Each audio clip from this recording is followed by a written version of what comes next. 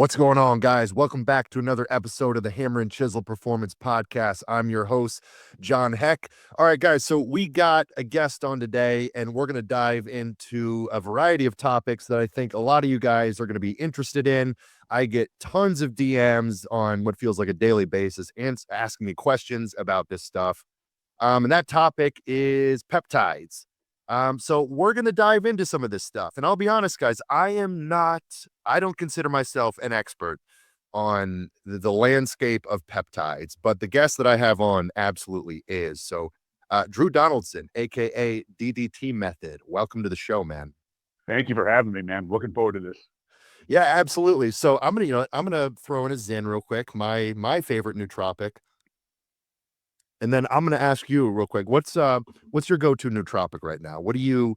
What's in your stack when you just need to absolutely lock in, be productive as hell and focused? All right. So here's the weird answer. So this is a great question to start out with.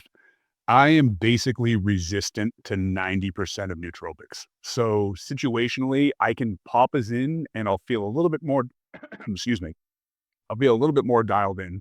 I'll get a little bit of energy from it, perception of energy, I guess you could say. But to me, it's no more than, caffeine when you really need caffeine at the end of the day. The only substance that really works for me for performance is kratom, which I want to do very rarely because that one can be habit forming and dependent.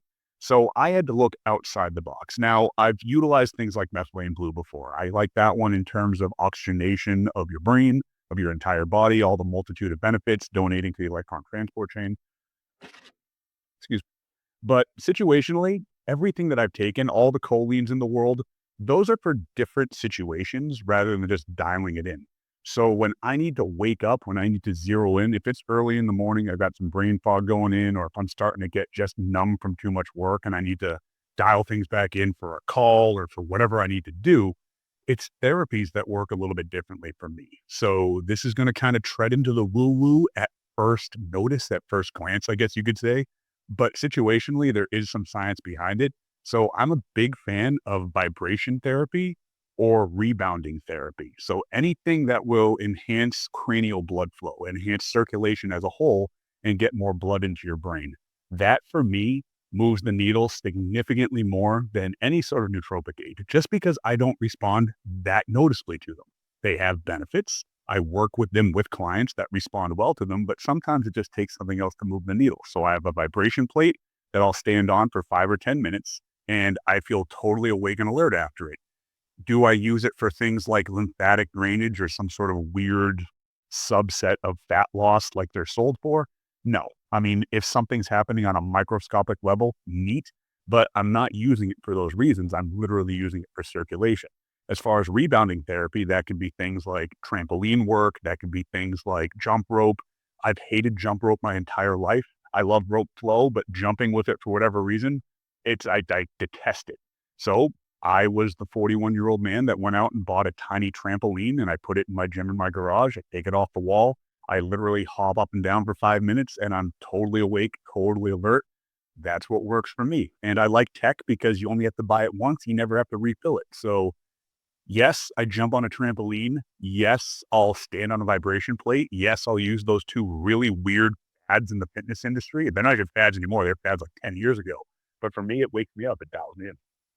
Interesting. I was totally not expecting that. Okay, so vibration therapy. So when you say the vibration plate, I've used these a couple times. Like you stand on it, you kind of put your hands on the handles, and there's various settings, and it just vibrates from the bottom, and you just feel it reverberate throughout your entire body. I never Is that the device that you're referring to here?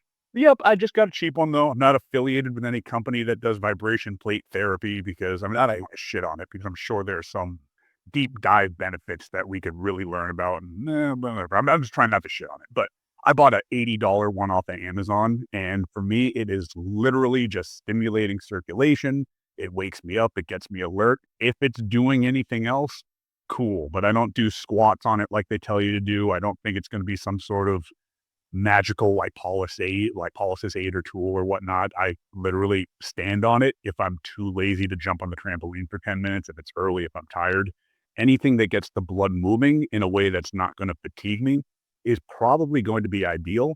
But just the aspect specifically with rebounding therapy and with vibration therapy and their ability to enhance that cranial blood flow, that, just blood flow into your brain, to me, that's an absolute game changer. Sometimes I'll use some other therapies in conjunction with it, like recovery tech, like I can do it after a cold plunge. I can do a cold plunge instead of it, but I'm trying to answer something kind of simplistic. So I know that's really not simple at all, but I'll use the cold plunge. That'll wake me up. But in terms of something I just need for a quick kick or a quick pick me up, to me, 5 to 10 minutes on either of those two therapies has been the biggest needle mover as far as just locking in, waking back up, dialing in, and getting ready to get some work.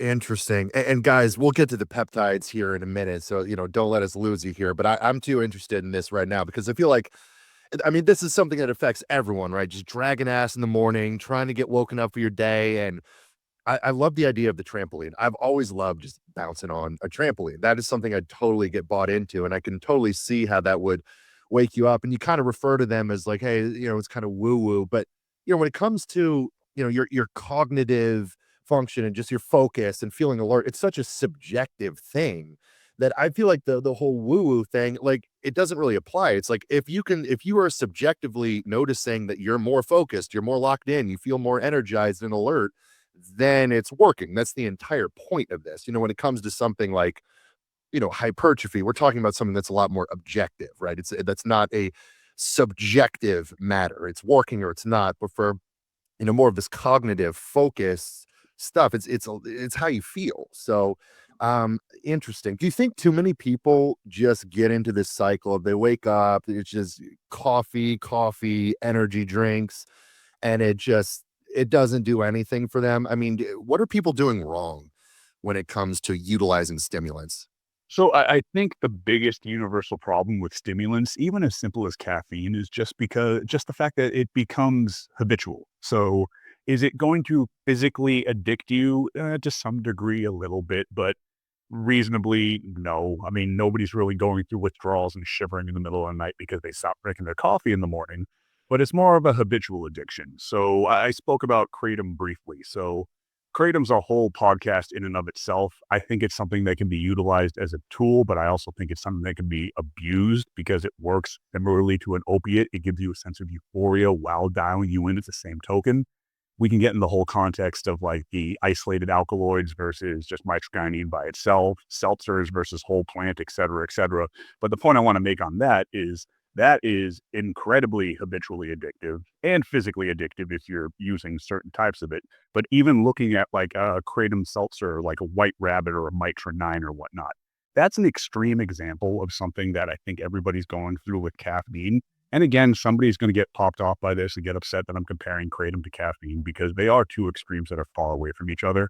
But I use kratom as the example because it's so noticeable that even if you're not getting physically addicted to one white rabbit a day before you train, I think that's the one that sponsors Larry Wheels or somebody. So I'm assuming that's the one the fitness industry is going to know of the most.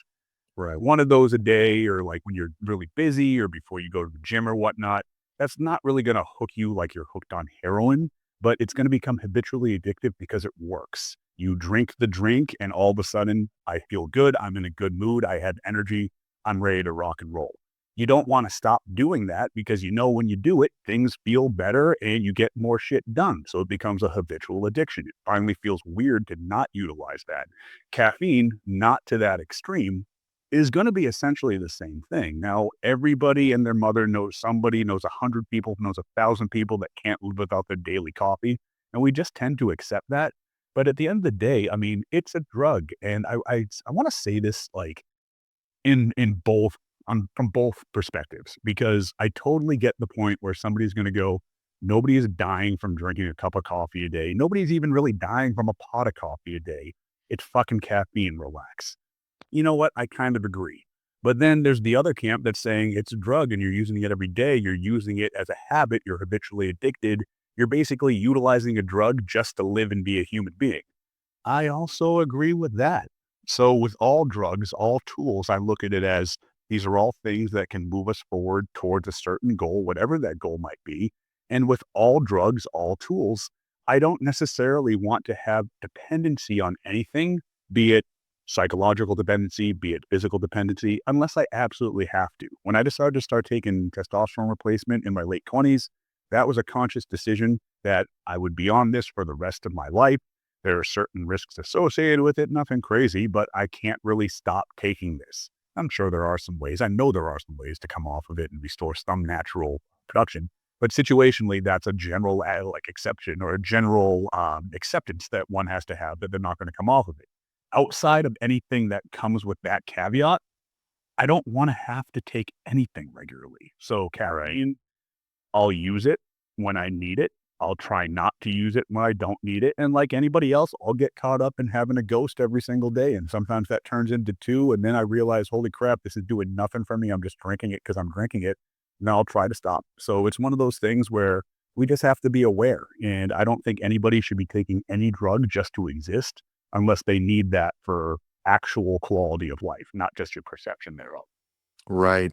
Yeah, on the kind of philosophical perspective on addiction, I've always said I think addiction becomes a problem when it starts to take away from other aspects of your life. Like if you're missing out on family functions because you're getting high, or you're it's taking away from your work because you're using some substance, or you literally, like, if you don't have the substance, you are unable to do the tasks that you need to do. Well, then that addiction is a problem. And for most people, even if they are addicted to caffeine, they don't fit that description, right? Caffeine is not ruining their life. It's not taking them away from family members. If you don't have it, you can get through the day still, and maybe you have a headache, and you're a little bit more irritable.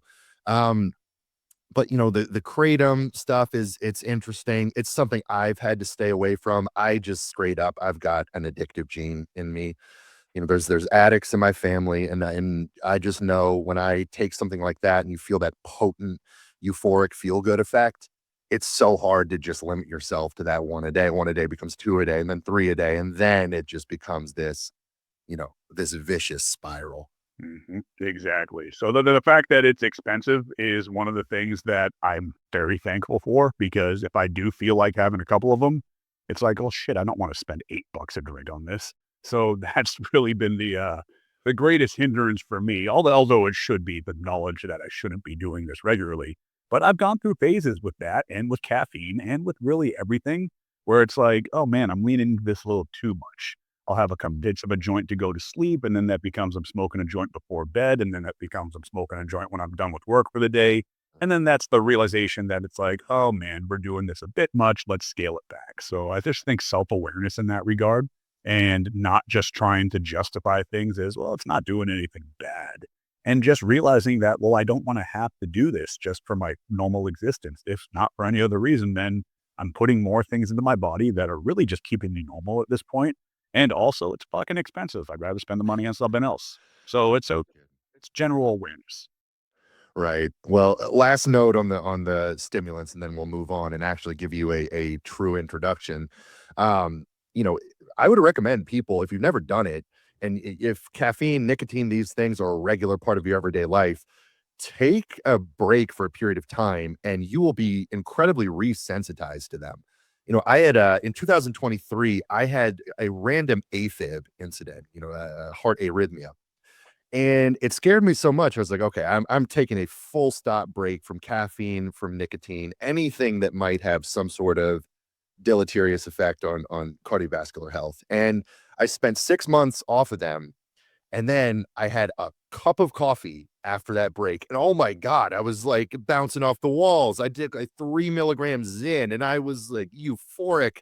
I mean, I was like, oh, this is what it feels like to actually feel these compounds again. I hadn't felt them in years. So yeah, guys, if you're just numb to it, take a few months off the stuff. You'll completely resensitize when you come back to it. And you'll be able to use a low dose and get a lot out of it. Exactly. I think the biggest indicator for that is when you realize that you're doing it and nothing changes. You're just doing it because it's part of your routine. You should be able to drink an energy drink or drink a coffee and then notice a performance enhancement from it cognitively. And if you're just doing it just to maintain the status quo, take a few days off, take a few weeks off if you can, but definitely look into backing off, if for no other reason than you get more bang for your buck when you put it back in. Right. All right, Drew, let's give you a thorough introduction here, and then let's get into the meat and potatoes of this. Do you mind giving a background bio for my audience on yourself? Yeah, of course. So it's so funny because I just recently started doing more appearances on other people's podcasts, and it's always like, ah, man, my story's boring. And then I realized it's like, all right, maybe it is a little against the grain and whatnot. So the quick version of it was I grew up as an average kid. So I was an athlete, but not a good athlete. Didn't really excel in anything. I was interested in the weight room, but just kind of like the idea of it, like I wanted to be jacked because as a younger kid, I really liked comic books. As I got into my teenage years, I realized that like, wow, professional wrestling is really cool. They're kind of like these superheroes that are super jacked in the comics that I've been reading about when I was a kid. And it didn't hurt. This was the late 90s. So Stone Cold Steve Austin, the Attitude Era, WWF was the coolest thing in the fucking world.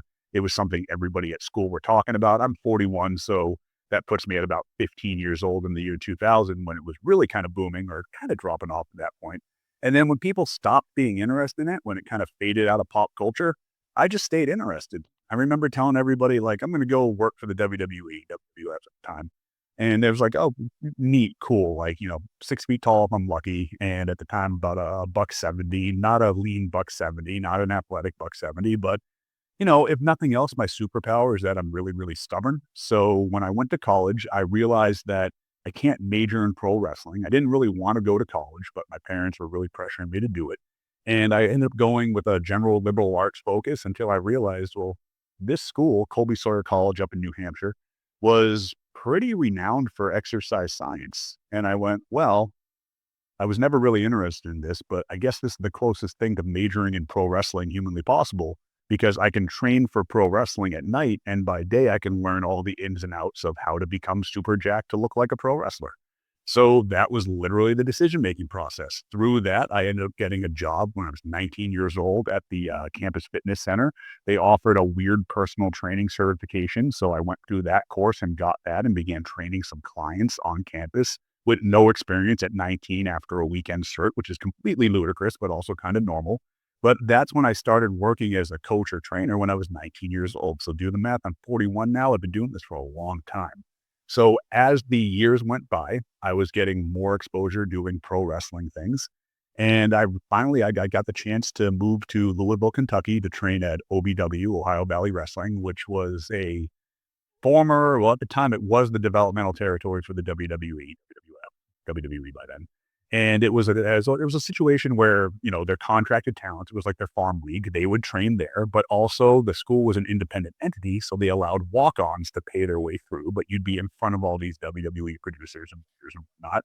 So I had the opportunity. So I ended up leaving school and a couple of friends and I just moved to Kentucky for about, I believe it was 8 months we were there, went through the training camp. Not a lot of doors were opening, but at that time I was also hanging out with a lot of the guys that were way more experienced in training in the weight room than I was. So it was almost like my first mentorship. I started to learn about those things. Admittedly, I started to learn about anabolics and whatnot because that was very much a part of the picture at that point in time and just trying to learn as much as humanly possible. Then when that situation ended up being something that wasn't going to be favorable for a contract, WWE was moving their focus elsewhere. I just kind of followed and I wound up down in Tampa, Florida, where Florida Championship Wrestling became the new developmental territory for WWE. And I just plugged away and I kept trying to get bigger and leaner and more athletic. And eventually it was funny. It was my ability to articulate that got me my job because I had a tryout. They kind of said I was a dime a dozen. I was kind of in good shape. I was kind of big, but I wasn't like Mr. Olympia. I wasn't 10 feet tall. I wasn't 4'9" and doing backflips. So, hey, go do an interview, see if you can give a captivating interview in the pre-tape room. It was a Monday Night Raw in Jacksonville, Florida, I believe. And I went back, I hit a home run with a promo because that was really the only thing I could really do when I started because I wasn't super athletic at that time. I had gotten better, but I relied on my ability to talk. And then I got my opportunity there. Now, in the chance to get there, I was there for about 2 years. I didn't stand out enough, apparently. I got my contract got cut. And then I set out to take all the things that I've learned to just keep getting bigger, keep standing out more. And when I got cut from my contract, I decided, you know what? I'm going to become the biggest, baddest motherfucker on the planet. So I'll be undeniable. They know I can talk. They know I have a presence to me. So if I look like a professional bodybuilder, then they'll have no chance but to bring me back. So I started really deep diving into coaching, mentorships. I worked with so many different amazing coaches. And I would be honest. I'd say, hey, I just want to learn how you do things, because there wasn't a lot of mentorships going on at the time. So I would hire somebody and say, I want to work with you for like 6 to 8 months, and I want to accomplish this goal, but can you explain to me the decisions that you're making? And all the guys were more than happy to do so. I ended up linking up with Scott Stevenson, Dr. Scott, who's very well known in the industry, and worked with Scott for a while. And that really became more of a mentorship. And I would go to all these events with Scott when he was doing these seminars and whatnot. I would help him set up for the events. I would train with him like before and after the events. I'd meet up to train with him every now and then, and a group of guys in Tampa. And then I ended up linking up with Ben Pekulski at that point in time, the old school powerhouse in downtown Tampa. And then these opportunities were continuing to increase. And I had the cool wrestling thing. And that's how I kind of stood out in coaching, because I was still working with clients. I was still working as an independent personal trainer at a multitude of different gyms during the week to pay the bills. And as wrestling opportunities were coming up, these opportunities in the fitness industry were coming up as well, too. And it eventually made it to a point where, as well as wrestling was going, and I thought I was on a surefire path to go back to the WWE, I realized that the process of just, what's now known as biohacking, because I had to be bigger, I had to be stronger, but I had to be leaner, but I had to be a better athlete, but I had to be smarter because I wanted to learn the business. I wanted to retain more information, but also I'm neurotic and I'm always afraid something's going to kill me. So I had to deep dive into how to mitigate all the health issues and work with people in that regard and work with mentorships and collect certification there. So I eventually made a decision that learning this stuff and then teaching it to people is so much more fun. I think I'm done with wrestling, and I slowly phased out of that. I ended up taking an internship at MI40, got to work a lot with Cassim Hansen, who now runs N1, who's another huge influence in my career. Worked a lot with Joe Bennett, hypertrophy coach, another huge influence in my career. And then as that internship ended, some of the people at the gym ended up going in different directions to start their own brands, and that left a gap in MI40, and Ben needed some help. So I came in first as the general manager. I ran the gym for Ben. And then we had a situation where we were having a hard time getting elite level coaches, personal trainers there to work with the high end clientele. And we went through 2 or 3, and the guys would come in and go. Like, I remember the only one that stuck was, I'll give a shout out to Adam Brammer, Barbarian Scholar on Instagram, because he's probably the most underrated like training guy out there, just because he hates the internet. But it was really him. And then we had nobody else, because the other trainers we would bring in, they would, last for a couple weeks. Then they would do some stupid personal trainer thing, typical shit. Okay, see you later. Or somebody would be just training a client, and Ben would walk by and no, they're not elite. And then we'd have to get rid of them. So finally I was like, dude, I have all these clients that have paid that have nobody to go with. And he goes, well, you know what you're doing. Like we train together. You've been a personal trainer for what, 10, 11 years at this point in time? You fucking do it. Okay. So I started doing it, and I just hit home run after home run after home run. And that's not me patting myself on the back. I'm a professional. I know how to do my job. And that ended up being successful to the point where I gave up the general manager role. We brought in somebody else. I became a full-time trainer, then eventually the head coach at MI40. I worked 40 hours per week. That's 40 sessions per week. So which equated to about 65 hours. I did that for quite a few years. And that was kind of like live finishing school to really just make sure that I was on top of my game. And then I had access to Ben as a mentor. I had access to everybody coming in for the Muscle Intelligence podcast. I had access to all of these seminars that we're doing every weekend, from Patrick McEwen to Jordan Shallow, and all these guys that I ended up collecting their certifications and just adding those to as notches on my belt. And it just kind of continued to branch until Ben eventually left the gym for a little while to do some different projects and whatnot. I decided that was a good opportunity for me to leave. I left, and my business partner and I started DDT Method as a coaching brand. That gradually became an educational brand, and then it became a podcast. And now it's kind of all of the above. Wow, man. Talk about an education over the years. I mean, just surrounding yourself with some incredible people. I mean, to kind of start things off with Dr. Scott Stevenson as kind of one of your original mentors. Talk about just getting influenced the right way from the beginning. That's a really cool story, man.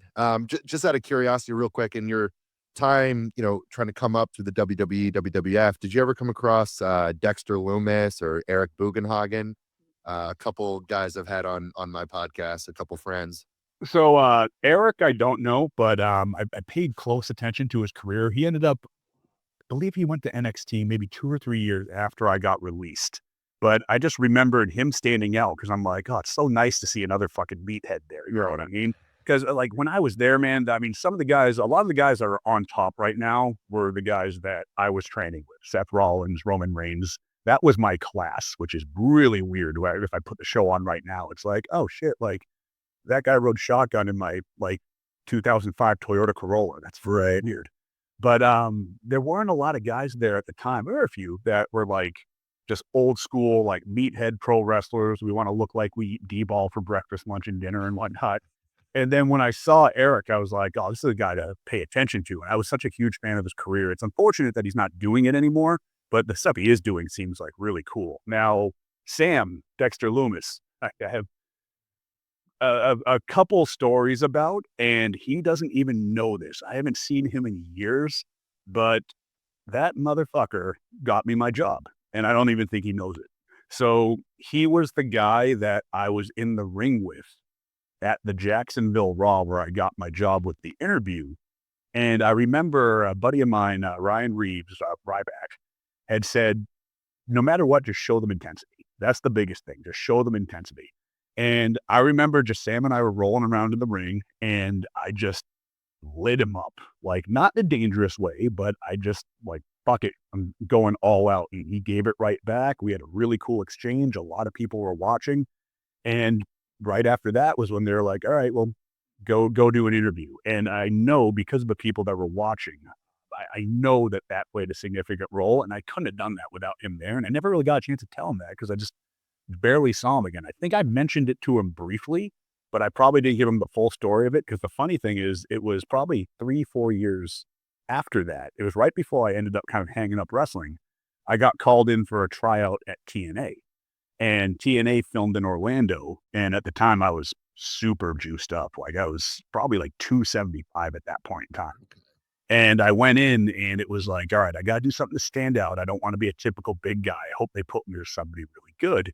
And then Sam, who I believe wasn't under contract there at the time, he was prior because he knew everybody. So he was either coming back or he's coming back from injury. I don't really remember. And we had a match. It was a dark match, but it was just in front of the locker room, like the other wrestlers, production staff, and everything like that. And he made me look so fucking good. And at the same token I was so relaxed. And at that point in time, I'd been around the block several times. So it wasn't like I was super nervous, but just being there with somebody in the ring with somebody that was already familiar with what that company wanted. And he could have easily just showcased the living hell out of himself, but he made us both look great. And that's something, and think I had mentioned, I was like, dude, you realize that like you were my tryout match for WWE. And it was just nuts because he put me in two amazing situations. Unfortunately, with TNA, management ended up switching like a week after that. So if they were going to do anything with me, it was like, oh, well, the guy that was talking to you was no longer here. So like it was John Grabuick, I believe, ended up leaving the company like a week after my tryout. So it's like, is what it is. But no, Sam's a hell of a guy. And oh, man, he is responsible for a lot of what I had the opportunity to do in wrestling. And I doubt he even knows. Well, I think he listens to this show. So, Sam, aka Dexter Loomis, man, if you're listening to this, shout out to you. Guys, if you're interested, I did a podcast with Dexter Loomis, aka or his real name Samuel Shaw, and he gave some really good insight into kind of life behind the scenes in WWE. And then I did a podcast with Eric Bugenhagen, who's just an absolute wild man. But anyway, you talked about the voice, and when I listened to your podcast the first time, I was like, oh my God, this guy's just got like a radio voice. Like, and you articulate things very well. And I always was very impressed by your ability as a podcast host. You always lead just very compelling interviews, and it's always a good two-way conversation. And you're obviously very, very well versed in all the subject matter. So guys, if you're unfamiliar with Drew's podcast, DDT Method, go check it out. I was just on his show as well. It's just a phenomenal podcast. Um, so I want to get into kind of the meat and potatoes of this, and I want to talk peptides. And I know you talk a lot about that. And I don't want to bore you, but my audience, they really want to know about this stuff. And listen, when the peptide, at least the mitochondrial peptides, kind of exploded onto the scene, a year, 2 years ago. Not that they weren't in existence prior to that, but it seems like they really became popular in the last year or two. I was initially very interested in it. And then, I did some experimentation myself and I spent a lot of money on the stuff and it's kind of tedious. You're taking all these daily subcutaneous injections. You're concerned with the timing of it all. And I'm looking around the information landscape. I'm listening to your podcast. I'm listening to Anthony Castor, all these different voices. And I'm like, God, everyone is doing this so differently. Like the dosing protocols, the timing, microdosing, megadosing. Like I was like, I don't know who's right. There's so many different protocols. So I was kind of like, you know what? I'm gonna sit back. I'm gonna let the dust settle on this before I really start feeling good about recommending protocols to clients and before I invest any more of my own additional money and time and effort into self-experimentation. Um, so I'm hoping you can help sift through some of the noise and clarify some of this stuff to me. So obviously it's a broad topic. Um, and I've got a few specific compounds I think we can kind of tackle one by one, but um are there any particular peptides right now? And obviously they all have different applications and purposes, but are there a handful of peptides you're like, you know what, these are some really good ones that I'm currently pretty interested in? Oh, 100%. So the thing with peptides is they're, for the most part, going to nudge you in the direction that your actions and your total program, like your entire operating system, needs to be leading to otherwise. These aren't things like anabolic steroids in a multitude of different ways, obviously. But when I make the comparison, I usually kind of word it like this. So you use something like trenbolone, right? So obviously there's better and less effective ways to take trenbolone. There's ways to maximize your results. There's ways to minimize damage. But for the most part, if you just take like a blanket amount of milligrams of tren, let's say anywhere between 200 and 400 milligrams per week, and you just take it and you take one shot pre-workout, then you take the next shot at 2 in the morning when you wake up to pee, and then you take the next shot while you're walking your dog, and you dose it high, you dose it low, you kind of titrate up, you titrate down. No matter what you do, tren is going to do tren things. You're going to get results from tren that lean in the direction of what you're trying to do. If you're trying to get leaner, you'll get leaner and you'll preserve more muscle. If you're trying to get bigger, you'll get bigger. Tren does a lot of stuff. It's a really strong chemical signal. When we get into peptides, you can't really, outside of some things like the appetite suppression from a GLP, for example, outside of things like that, you're not going to take MOTS-c haphazardly or do it wrong and really get anything that's noticed. That's incredibly noticeable. However, if you take MOTS-c totally right, in a lot of cases, you're really not going to feel anything that's totally noticeable. Your program and what you're trying to do in terms of fat loss, health markers, et cetera, should just proceed in the direction that they're going a little bit quicker. These are, for the most part, slight nudges in the right direction. And the one thing that I really can't stand, it annoys the crap out of me. There's a few things that annoy the crap out of me about the peptide craze. One of which is just the overabundance of people just slinging coupon codes and just saying, buy this because it's on sale and it's awesome, treating it like protein powder or a pre-workout back in 2010. But the other thing is when people say, this is how you do this. And there are some cases where I'll play ball with like, yes, there are specific ways that we should utilize XYZ peptide. But when people get in these like guttural fights, like they're fucking mad. You can see blood pressure rising through the Leo or whatever it is. And it's like, if you don't take MOTS-c before SS31, or you don't take SS31 before MOTS-c, or if you this before this, then you're a fucking idiot. And here's why. And fucking DM me for the studies. And in most cases, the information's not there. We know less about peptides than we know about peptides. And the best way to kind of formulate a game plan is the mixture of the evidence that we have, the limited studies that we have, in big picture, they are limited, mixed with the anecdotal experience of everybody that's talking about it, which is why I'll never dismiss anybody's story about what happened when they took XYZ. I'm just going to take a note of it. I'll try to write it down. I'll see how many more times I hear it. And then you have to take all of this and you have to kind of mash it together to formulate what it is that you think you want to do and come up with the best way to go about it. Now, the part that helps the most is the part where most of the educators are dropping the ball on. And I mean kind of your general influencer level educators. But it's this lack of understanding about the mechanisms that are being effective, because those are hard to learn. That takes time. You can't just chat GPT it and understand it. It's that, like, do this because it does that. It's more of you can get more benefit from peptides if you understand what the system that's affecting is, and then you deploy it the right way. So how many people look at SS31? They just go, mitochondrial health. And you're like, can you expand upon that, please? And they're like, it makes the cell strong. And then you go, can you expand upon that, please? And then maybe some of them go, cardiolipid. And then you go, what's that? And then it's just kind of like, eh. Like, it's like, you ever see that Family Guy clip where the personal trainer is telling Peter Griffin that pizza's wrong or pizza's bad? And he goes, yeah, but why? But why? But right. And the guy's just going, because bad. And that's how people are describing peptides. You just need to have an understanding of them.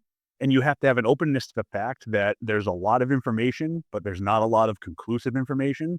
And you need to make intelligent decisions.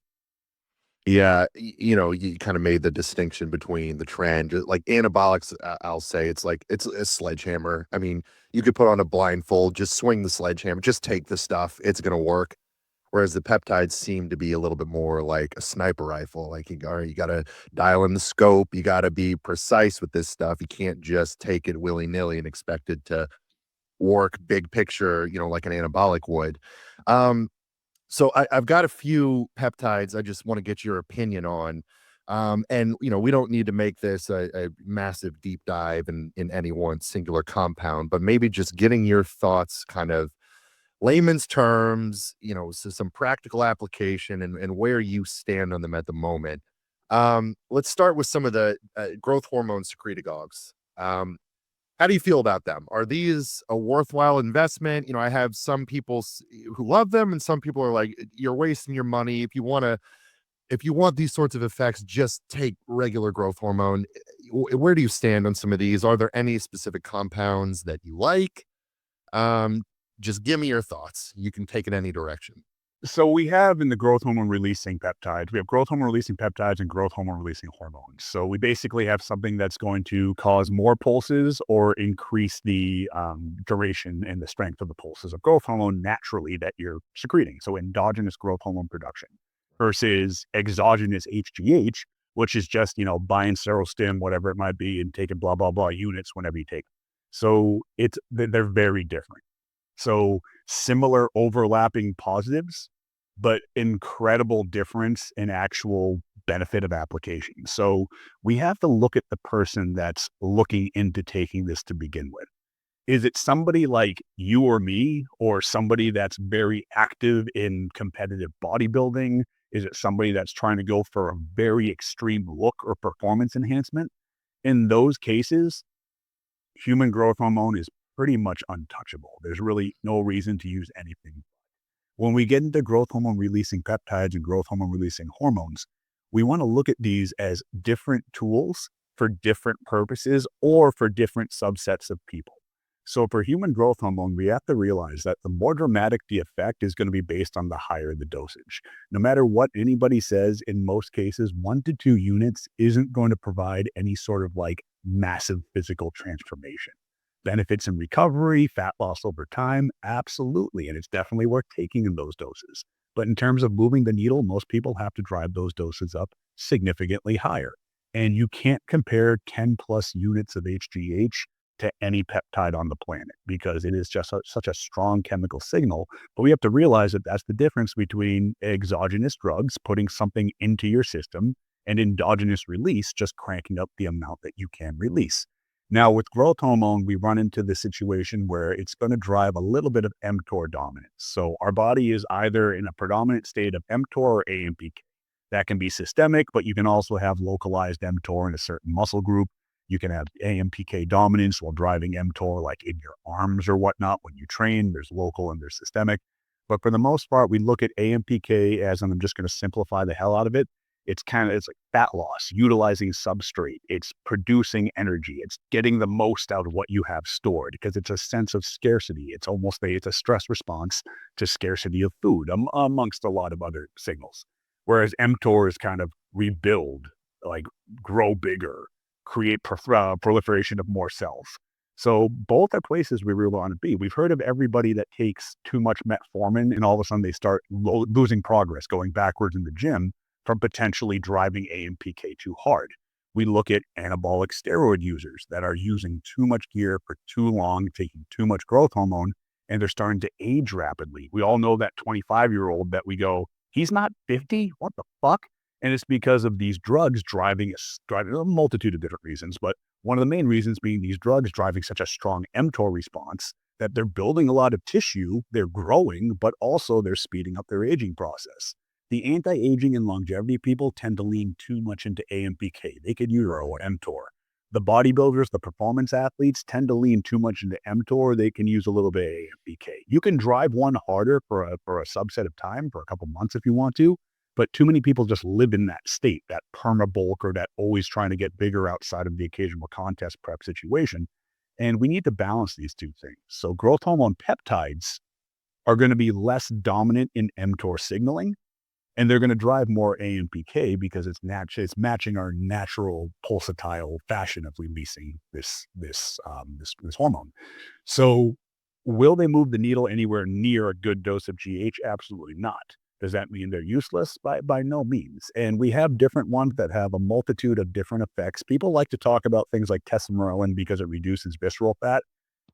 With that one, you honestly have to look at it as the fact that that's the only one that's been studied for reduction in visceral fat. They very well all could, but we know that one does if you want to lean into it. But then we have things like hexarelin, which can drive parasympathetic tone by how it interacts with the ghrelin receptor. So that one can actually help your body if you're too locked into fight or flight. If you're too overstimulated, that can be a great one for that. So they all have different little subsets of benefits. And then we have the fragments, the HGH fragment, we have AOD that are more of the part of the exogenous growth hormone that's responsible for the increase in hormone sensitive lipase, which breaks body fat into the blood and lets you use more of it as energy. But the only caveat to that is you have to use it as energy. You can't just take it and do nothing. You have to be doing things that utilize fat as fuel primarily, like steady state, low intensity cardio and everything like that, or obviously a caloric deficit. So situationally, they're tools. So if you want to get super big and super jacked, don't take a growth hormone peptide, take HGH if you want to utilize a GH drug. That's the other thing I can't stand. It's that when the people that are pushing the peptides really hard and somebody goes, what's the best peptide for muscle growth? And they go, probably ipamorelin. Like, shut the fuck up. No, it's not. So we don't really have many peptides for muscle growth right now, unless you're counting things like the HGH and you're counting things like insulin. And people, oh, but insulin's a peptide. 9 out of 10 times we're not talking about that. We know, but that's not what we're talking about. There's some benefit to things like follistatin, particularly the new recombinant one, and I'm keeping an eye on that. But peptides for muscle growth, not really a lot. Not a lot of options outside of just facilitating a healthy system.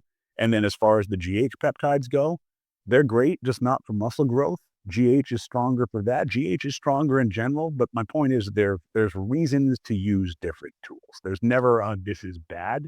There's a this is bad for that. For sure.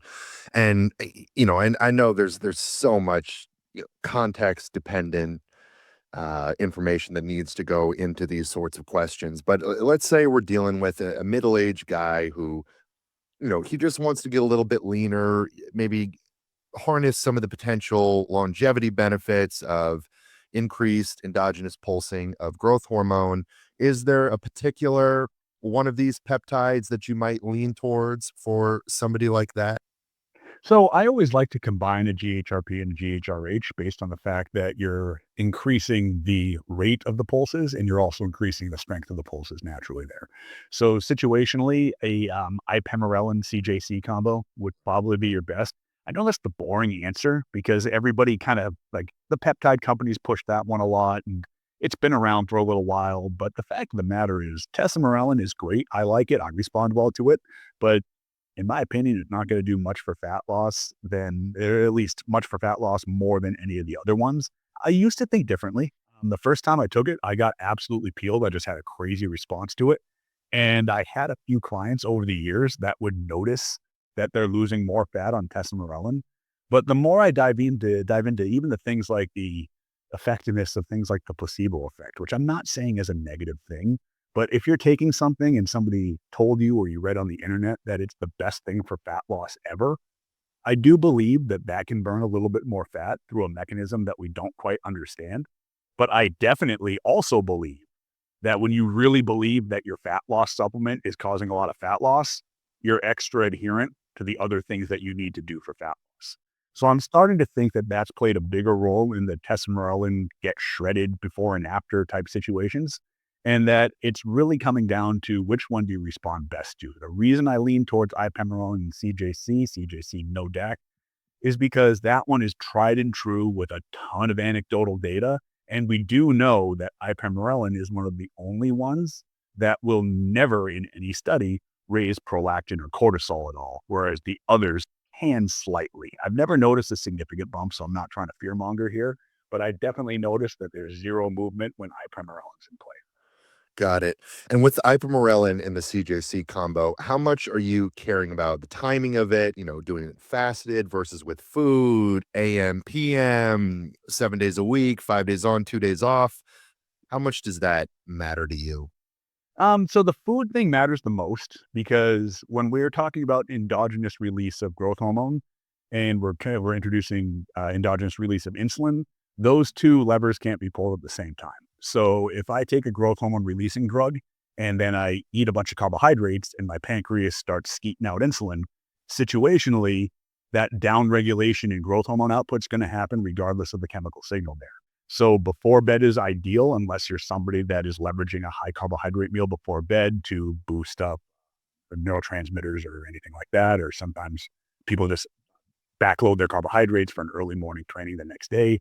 If that's the case, I usually tell people just, keep the loaded syringe in a cup of ice bedside. And when you get up to pee the first time, just pin it at that point in time too.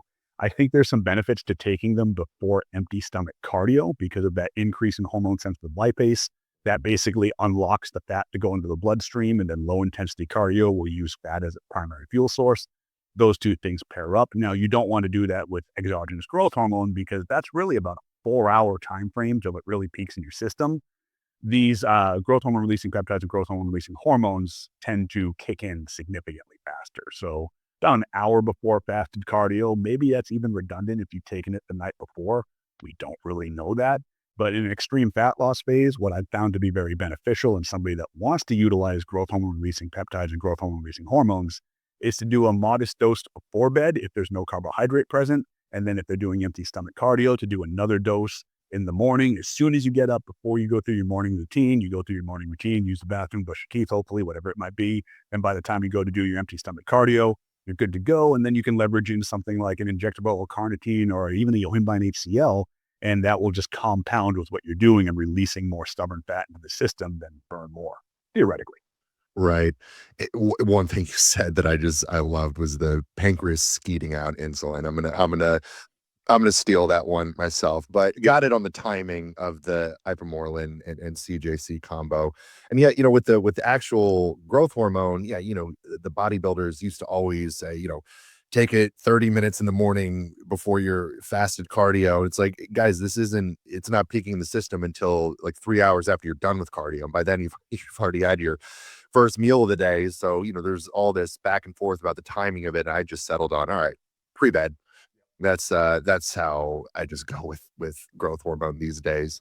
Um, okay, so one more thing I do want to kind of double click on was kind of your just the mentioning of the mTOR AMPK, and that's something that Anthony Castor he really honed in on when I spoke to him, kind of that yin and yang, and an interesting perspective that I had or was given recently from a coach I spoke to when we were talking about growth phases for maximizing hypertrophy in a bodybuilding context was he kind of looked at the week as mTOR days and AMPK days, where the training days, those are mTOR days. That's he was exclusively allocating growth hormone and insulin to those days. No growth hormone, obviously no insulin on the non-training days, and the training days hammering carbohydrates obviously training your ass off, running the GH and the insulin, just slamming the foot down on the mTOR gas pedal. But then on the non-training days, a significant reduction in carbohydrates, no growth hormone, possibly even utilizing some intermittent fasting and really just getting some AMPK into your life and finding that having some of that balance, even during a growth phase where traditionally bodybuilders are, it's just mTOR every day, all day, 7 days a week. You're able to stay leaner, stay healthier, and get more out of your training days when you're really leveraging mTOR. By just like you said, bodybuilders could probably benefit from having a little bit more AMPK in their life. No, I agree 1,000%. I think, whoever that is, their approach is great, so that's awesome. My favorite thing about this stuff is that there are more than one way to skin a cat. There's more than one way to skin a cat, I should say. So I always tell my clients that we're gonna try this because based on everything that we've gone over or everything that we've seen for you, your individual biology, your current settings, because all these things play a major role, I think this will be the best path. But not to worry because we have about 1,000 right ways that we can do this. The problem is there's about a million wrong ways, but we still have 1,000 right ways that we can piece things together. And I think one of the only major mistakes that people are making in terms of just AMPK mTOR is just being over dominant in one system, because that's where the problems come from. So the way to split that up, you can do that a multitude of different ways. And what this guy's doing with AMPK days on rest days and mTOR days on the training days, I think that's great. You could also make the case for driving some mTOR related recovery days just to really try to double down and grow to be ready for the next session. You could technically flip flop that and drive more AMPK on the training day while giving specific mTOR signals to preserve tissue. Preserve tissue is probably the wrong way of saying that, because in this situation, you wouldn't want to be in a deficit anyways. But keeping in mind that without being in a deficit, you're going to have a less dramatic AMPK response. So as long as, and it goes back to what I said before, as long as we have kind of an understanding of how this stuff works, then we can piece together things that make sense and then use anecdotal experience to see what works well in practice. And then we know what to do and we know what to look out for and what to change. We know what to look out for the better and for the worse. One thing that I love to do is during an AMPK phase where, and we can relate that to maybe it's a fat loss phase and a contest prep. I don't work with a lot of bodybuilders anymore, but somebody's trying to get shredded or whatnot, we're pushing AMPK really hard. Or maybe it's somebody that's longevity focused and wants that AMPK throttle pushed as hard as reasonable.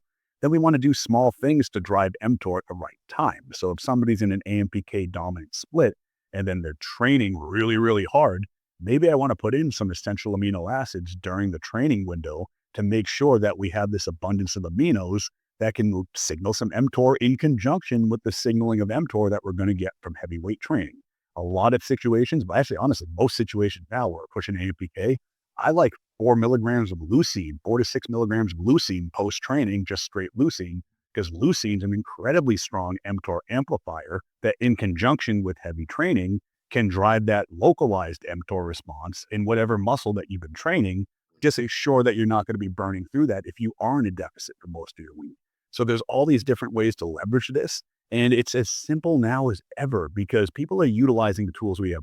So people are utilizing things like ChatGPT, Perplexity, Claude, and whatnot to just do the work for them. And sidebar on that one, those of us that know how to use these tools intelligently, when you're using it to do your work, we can tell. So there's so many tells. It's literally like I can look at it for 4 seconds and just go, please stop reading ChatGPT. Like it's one of those situations where when you know, you know. But those of us that know how to utilize the tools, we're using it for more business and organizational type stuff, but for research as well too. And I don't mean just asking ChatGPT, how do I drive mTOR and just crossing your fingers that it's giving it to you from a good source. But it's like the ultimate search engine. Find me, find me studies on mTOR. Find me, find me high level discussions on mTOR. Find me this on mTOR. Find me that on mTOR. Compile all of these studies and give me bullet points of what they go over so I know which ones to read. It's so easy to find the information. It just takes a little effort. Right. Yeah, you pointed out, hey, we can tell if you're using ChatGPT to use the word. It has kind of a distinct voice to it, the way that it writes its answers. So I'll have people, commenting a rebuttal to something I posted, and it's clearly a ChatGPT response from the little dashes and hyphenations to the paragraph breaks to just kind of the way it words things. I'm like, Come on, guys. Let's think for ourselves a little bit. But to your point, fantastic tools if you know how to properly leverage them to help you and not just think for you and do everything for you. Um, okay, another compound I want to talk about, and this is one where I look at the protocols and it's just such an insanely wide range of what people are doing. That's SLUPP 332. When I first looked into this, people were talking about, hey, 250 micrograms. And now I'm looking at people doing multiple milligrams and just the range of dosing protocols is something that gave me a lot of pause and kind of that was a big one where I was like, okay, I'm gonna wait and kind of see a little bit more long-term data on what's really working for people. Where do you stand on SLU these days? How are you utilizing SLU? So I think that SLU or SLUPP332 is probably the most compelling and interesting small molecule that we have at our disposal right now for the exact reasons that you mentioned. These dosing protocols are all over the fucking place. I was utilizing SLU with myself and with clients going back probably 3 years, 3.5 years ago from when I first heard about it and started researching it. And I was utilizing it when you could only get 100 microgram capsules from, I believe it was like Biolab Shop UK, which was shipping out of like Lithuania. And you had to order like a month and a half in advance domestically in the US to get it. And I noticed in myself, in my fiance as well too, with a few clients and with something new, I always, if it's a client that's heard about something and, hey, I'd like to experiment with this, I'm very transparent with, I don't have a lot of experience with it, but we can monitor it so I know what to look out for and we can utilize it. I have a lot of clients doing that with the new follistatin right now. And it's like, all right, like bear in mind, I'm not an authority on this at this point in time, but we'll keep an eye on everything and we'll make sure that if you want to experiment, I'll help you experiment. And with SLU, I saw all these great results from those dosages. And we would drive them up a little bit as more anecdotal evidence became apparent. And then for the longest time, I was between 500 micrograms and a milligram for myself and for clients. And it was great. So it wasn't game changing. I didn't take it and then all of a sudden drop 6% body fat in 3 days. But from somebody that's probably done 500 cut phases in my life, that's obviously an exaggeration. I know how my body reacts to things and I know how my body changes over the years too. So I usually know what to expect. And I know that when I implement even 500 to 1,000 micrograms, I'm speeding up my rate of fat loss to a noticeable degree, to the point where people start noticing my fat loss before they would otherwise. And again, I've been around the block a few times, so it's definitely moving the needle. Now I've implemented it with clients where I've seen the same thing. I've implemented it with clients that I've seen absolutely no response. And I've implemented it with clients that have taken 500 and went, "Oh, I feel weird. Let me bump it down to 250. I feel a little bit better, but I still feel weird. All right, let me get these 100 micrograms. Oh, this feels nice." And then some of them have results and some of them just don't see results on that regardless. So I'm in a cool position because I do a lot of consult calls on top of my clients that I work with. And now I have coaches that work for me, not as me, as themselves, but I go over all their plans and their updates with their clients as well too. So I get to see a lot of anecdotal evidence. So I take notes on all of this, not because that becomes the be all end all, but because then I have more predictive ability for what will happen in different situations and what we're seeing overall. And then I've run the higher doses now. I experimented. I titrated up to 100 milligrams per day, not crazy doses compared to some people. And I noticed that in myself, I don't feel anything from it. I don't feel a fucking thing. Like I could take it and go to bed. I can take it and do cardio, and cardio feel the same exact way as if I don't take it. I get absolutely no endurance boost or anything like that whatsoever. But I did notice that my rate of fat loss dramatically increased with nothing else changing every single time, week by week, that I bumped the dosages up by about 10 or 20 milligrams, working up to 100. At 100 milligrams, I got really lean really quick. So I can only imagine what 2, 3, 400 is like for a lot of these people. And some people report amazing, some people report not so much. Now, theoretically, with that, I believe it has something to do with ERR receptor density because that's something we can't quite measure yet. So I think an individual will have a different subset of ERR receptors that will be either more or less responsive. And I think a lot of it comes down to cellular health as a whole. I think somebody that is more, we'll just call it discombobulated at a cellular level, they're going to react significantly more to SLU than somebody such as myself that does every cardio zone imaginable. I do Norwegian 4x4s. I do HIIT training. I do zone 2. I do steps. I don't notice much outside of an actual physical reflection in lack of fat loss. Now, I will say this. The point I want to make about it is I don't think there's anything wrong with high doses. I don't think there's anything wrong with low doses acutely. I think it's really what works better for the individual. And I think for the individual that notices a little bit on the low doses, they can notice an increase in benefits on the higher doses. If you notice a really strong response in a positive or negative way in the low doses, obviously don't take the high doses. I believe that the higher that we get, anything really north of 10 milligrams per day, I think it's becoming less of a potentially permanent, even though I wouldn't do it permanently at any dose, a potentially permanent long-term exercise mimetic and fat loss tool to drive mitochondrial biogenesis and a lot of really cool things. It gets further away from that and it gets closer to trend. It's going to work. It's going to work really well.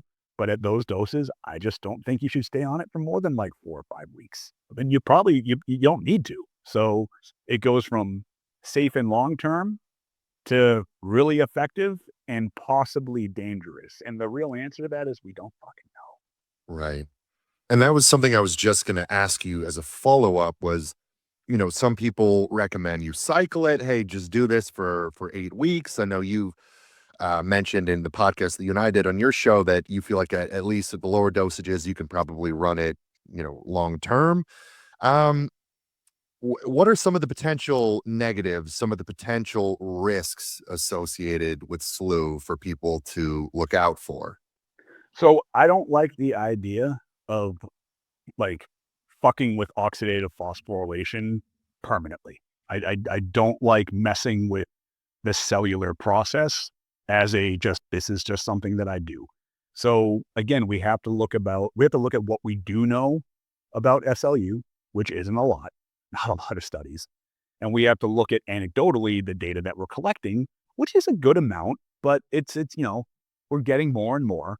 The problem with that is there's not a lot of people out there, coaches, educators, etc., that are really truly collecting data and checking before and after blood work and checking metrics like resting heart rate and HRB and blood pressure regularly in conjunction with we added SLU, these things are happening. We increase SLU, these things are happening. I do because I'm a dick. I make my clients check in with a ton of metric info every single time that they check in because I want to keep an eye on all this stuff. I'm also a little OCD about it, so I write everything down. I've got pages upon pages of this is going to date me, actual paper notebooks behind me, so I can keep track of absolutely everything. I got a lot of real books too. I know that's fucking weird these days, but again, it's like we talk about all the anecdotal data. We also have to be aware that a lot of the anecdotal data is a bunch of guys being like, "I did this with so and so, and it was good." So that has to be factored in as well. But again, it's we know that it's increasing the utilization as fat as fuel. That is fucking great. We know that it's allowing you to flip that switch and use glucose as fuel too. Because if you couldn't, you'd eventually fucking die. So again, going into understanding how, energy is created, and this won't be a whole diatribe on it, we have to understand that per unit, fat will create way more ATP than glucose will. Glucose will give you a little ATP. Fat will give you a shitload of ATP comparing, unit to unit. I say unit to unit because they're measured differently. Right. The problem is fat, I always picture it like playing the board game Mousetrap with all these fucking things that have to happen. That's going to date me too. But if I want to get ATP from fat, it's a fucking process to this, that, and the other thing, blah, blah, blah. Then a shitload of ATP comes out. Glucose is blah, blah, blah, ATP. Doesn't give you as much ATP, but gives you the ATP incredibly fast. That's why in a high heart rate environment, when you're weight training, when you have this immediate demand for tons of ATP, the fat takes too long to get there. So what ends up happening is your body just has to use the glucose because it makes it way quicker. That's why if you're training really hard and you're just out, you power through all of your glucose, your body will make more glucose because you need it to not die. So before it even starts pulling from fat, which might be there and readily available, it takes so long to get there. your body will first release a bunch of cortisol to first of all try to bring out all the emergency backup glycogen that it's got. And then before it even starts eating into fat again, it'll start going through gluconeogenesis if the demand is there, and you'll start making glucose out of amino acids, muscle tissue, before you can get the fat there in time. Fat is just not efficient. Fat is efficient in that it gives you a massive volume of ATP, but it doesn't give you ATP quick enough to match the demands of training. So that's why recently I've started to dose SLU for myself and for people working with me only before steady state low intensity cardio. And I've started implementing it post training with individuals doing heavy weightlifting or any real weight training, which all of them do, because that's going to enhance the fat loss in a state where your body's already going to spare glycogen because it realizes it just used a shitload of it during the training session. And then it's going to be using more fat anyways. And now the SLU is going to facilitate even more fat after the fact. I'm starting to believe that that's a much more beneficial way to use it, because why do I want to take it when it's going to flip the switch off with my training otherwise? If the magic of SLU is it lets us burn way more fat, it'll spare glycogen because we're burning more fat. But when we need the glycogen, we're going to use the glycogen. Why not just use the glycogen without the SLU and use the SLU where the SLU is going to do SLU things to a better degree? And maybe that's not the best way to go about it. Maybe there's stuff we haven't figured out yet, but you can't really tell me mechanistically that that doesn't make sense. It might be unnecessary. That flip of the switch to glucose that's cool, whatever. Maybe you use a little bit more fat in between the actual, sets and reps and whatnot. Maybe. Do I think so? No. But I can't definitively say, and the fact of the matter is nobody can. We can just make intelligent guesses. I'm starting to see, I've only been doing this for a couple months now. I'm starting to see some pretty interesting results. Like we're moving fat loss right along, not any faster, but with inconsistent usage. And that's what's interesting to the most. Right. And, I believe Anthony Castor, I keep referencing him. He was on the same track as you as far as dosing the SLU post workout. Whereas, you'll see some guys talking about it pre-workout. Do you take it with your post-workout meal? Do you take it a little bit, a couple hours after training or right away? So I just have people throw it in about an hour post training right now, the ones that are experimenting with it, because again, this is a experimental protocol. To me, it's an intelligent experiment in that I don't see any real potential downside to it. I just see it potentially not being as effective, but in practice thus far, it has been very effective.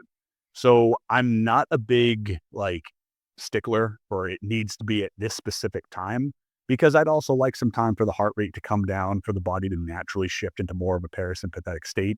The benefit to SLU, the strongest benefit to SLU PP332 is its ability to oxidize more fat in a parasympathetic state than you would otherwise. So we know that we want to be parasympathetic as much as humanly possible, rest and digest. We want to be in that state because that's the only state we're in where we recover. So we want to be sympathetic while we're training. We want to be parasympathetic after. So if I can take something that makes me burn more fat when I'm parasympathetic, then to me, that's a can't lose situation. Absolutely.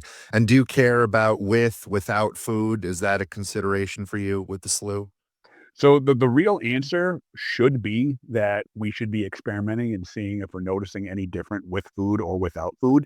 But honestly, for right now, I'm still trying to deep dive into how exactly this fucking thing is working. I'm keeping an eye on the things that are going to be very beneficial in terms of, do we know if this is working better or worse? I'm keeping an eye on health metrics and whatnot. So I'm making sure that people are doing it consistently the same way, the same time. But with food or without food, I couldn't even wager a guess right now. Understood. And last question on the SLU, like when Castor talked about it, he wants you taking urolithin A alongside the SLU. People will say, hey, before you take it, you got to make sure, your mitochondrial health is prepared to handle SLU. Where do you stand on stuff like that? Do you need to be taking essentially ancillary compounds alongside the SLU? Do you need to have some sort of preparatory phase before you begin the SLU? Or are you just like, listen, man, you're in a fat loss phase. Let's just start taking it. Don't worry about that stuff. I think that it's incredibly stupid to take any mitochondrial peptide or small molecule if you don't have the foundational players in, because it's like, all right, cool. I'm going to build this house with like super strong walls, but fuck the foundation. Right. All right, cool. It'll just tip over the next time there's a hurricane or a tornado or something like that. So I do feel that urolithin A is amazing. So urolithin A is supporting autophagy and mitophagy, that cellular cleanup and repair process. We have to realize that what we do know about SLUPP332 is it's essentially making it work harder, which is a good thing.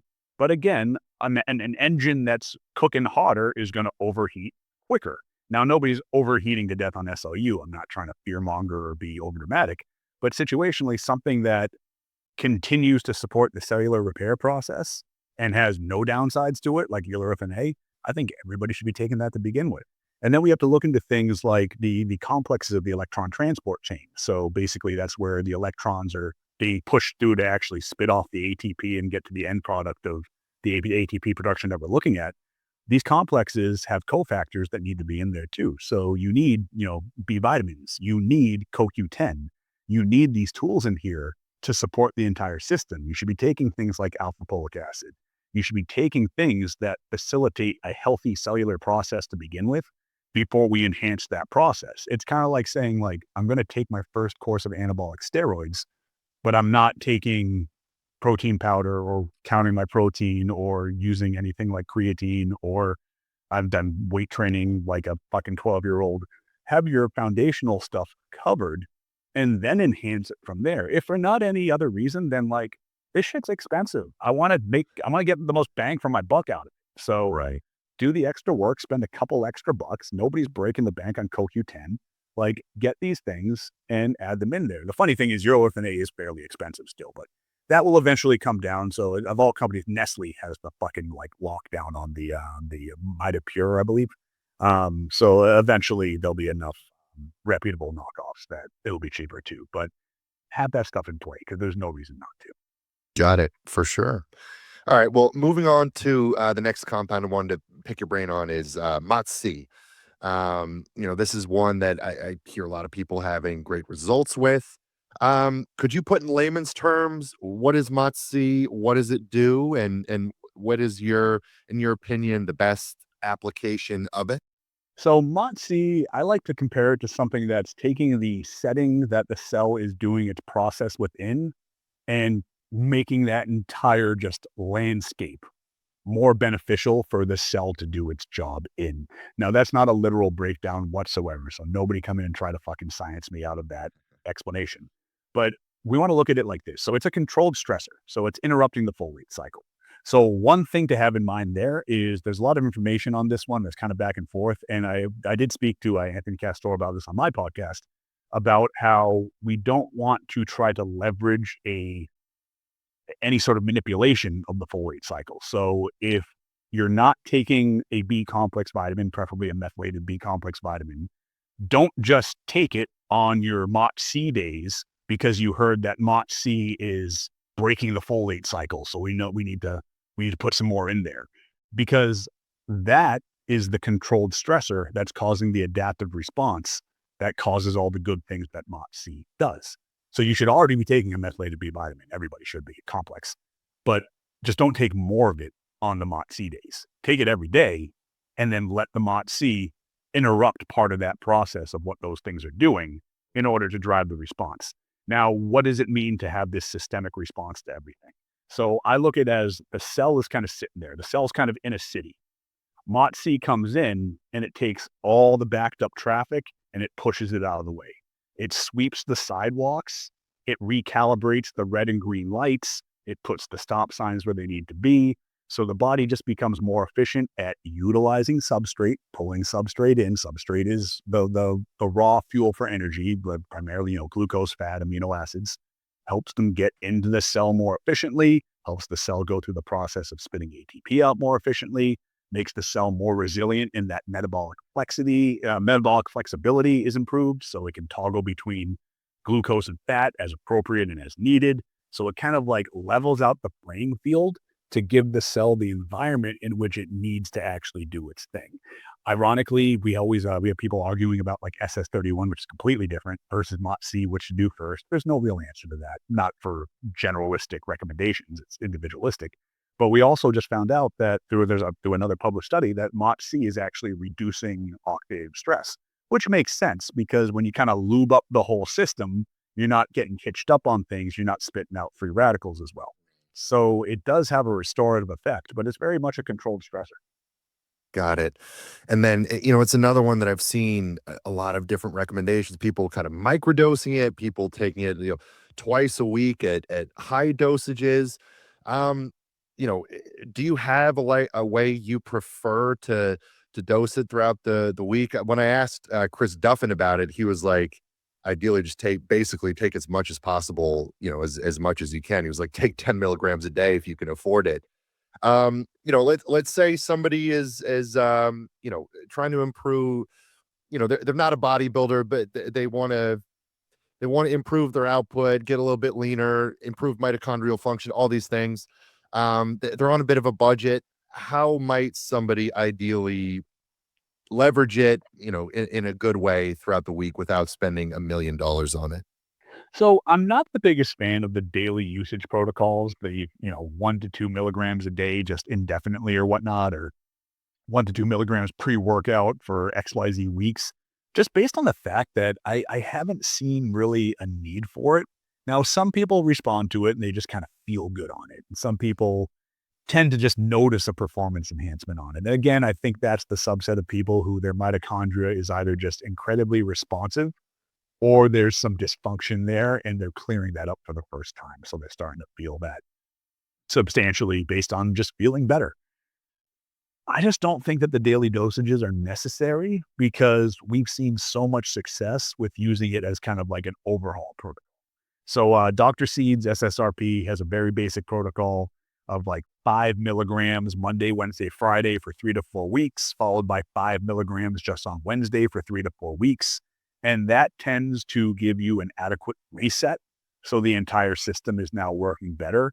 And we can just go forward until the system gets bogged down with oxidative stress again or poor lifestyle choices, in which case we'd have to run that again. So that's how I take it personally. I've advised on other situations. I've just never really noticed that tremendous a benefit from it with myself or with any clients. But people do talk about preferring that. So who am I to say that you're not getting a better effect from that, or at least a perception of a better effect? We know what it's doing relatively, and we know that it's causing these positive interactions and these positive results across a multitude of different benefit patterns.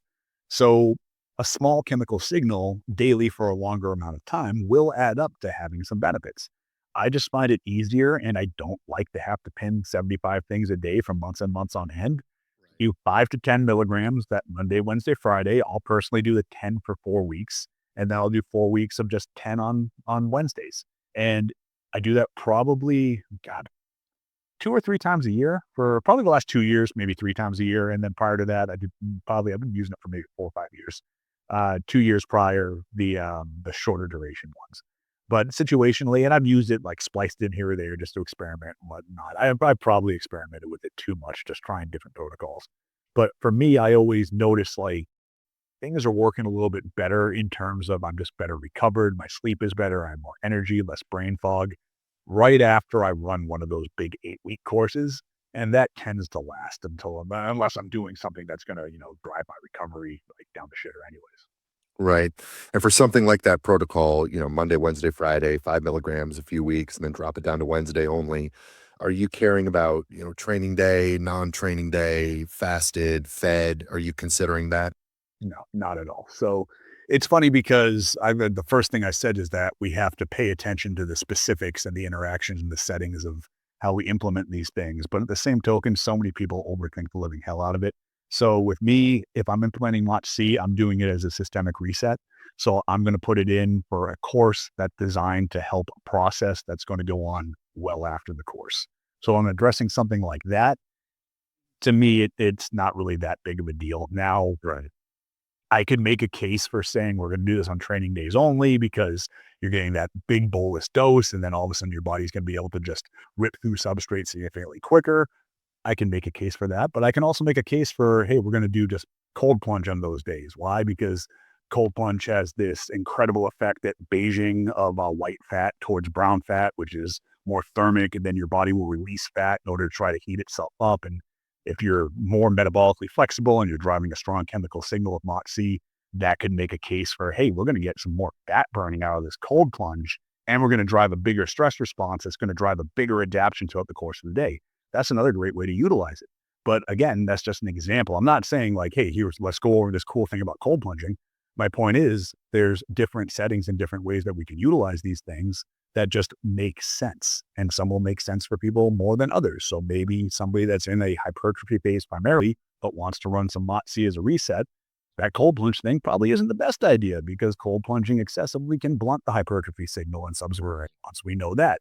But if you're in a diet or if you're just in a longevity phase or you just want to preserve tissue, I don't think cold plunge is going to do anything negative for muscle tissue. I abuse cold plunging. I do probably too much of it. And I don't have any problem with losing muscle. But again, devil's advocate again, I'm 190 pounds right now. So maybe if I was still 250, 260, it would be causing me to scale back if I did it too much. We just have to understand what's going on under the hood, what that means can happen, and how to watch the things that are happening. And again, people look at that as like not the sexy response. It's like, nah, bro, just tell me how many milligrams and tell me what'll happen.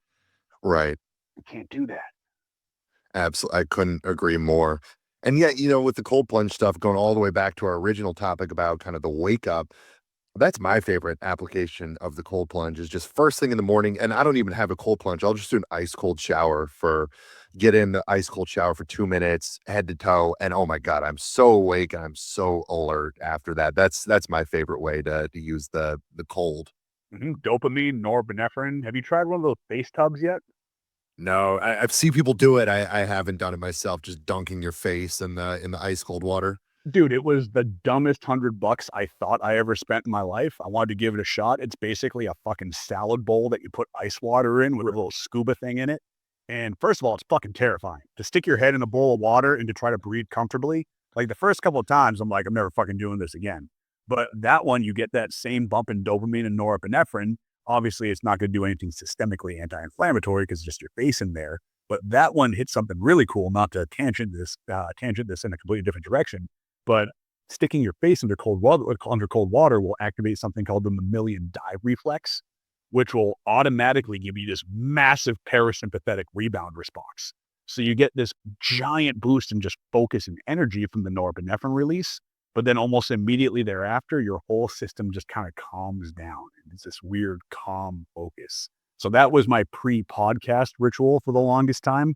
I just phased it out as I got into more cold plunging, my actual cold plunge, just I don't want to abuse modalities. But mammalian dive reflex is super cool to look into. You can read papers upon papers on it. It's really dope.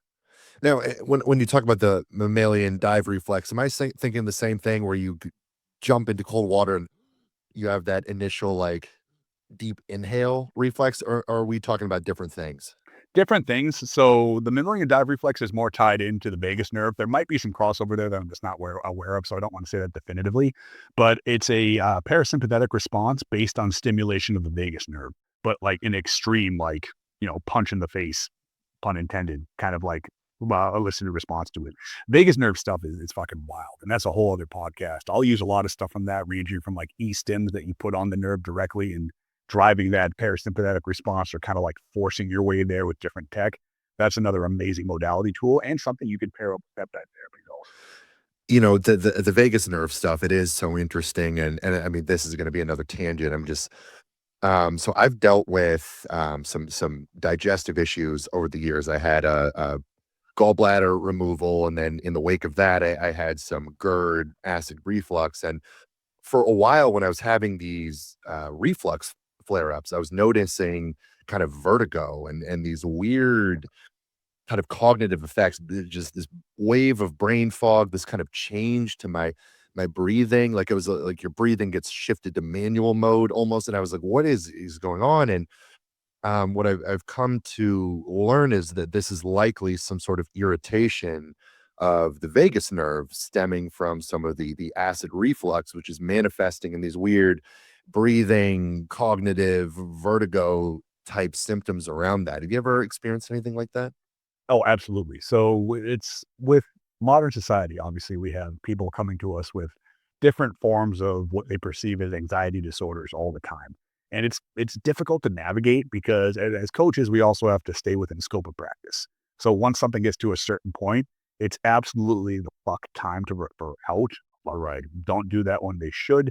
But there are situations of dysbiosis, and I mean undiagnosed situations. If somebody comes to me and they have like Crohn's or something like that, and they're not seeing a GI specialist, I'm not touching them till they are. And then at that point in time, I'm only working in conjunction with what that GI specialist sets up. So it's very important to have a network as a coach. If any coaches are listening to this, having places you can refer people to, or specialists you can refer people to, or at least a baseline knowledge of what type of specialist to have them look into.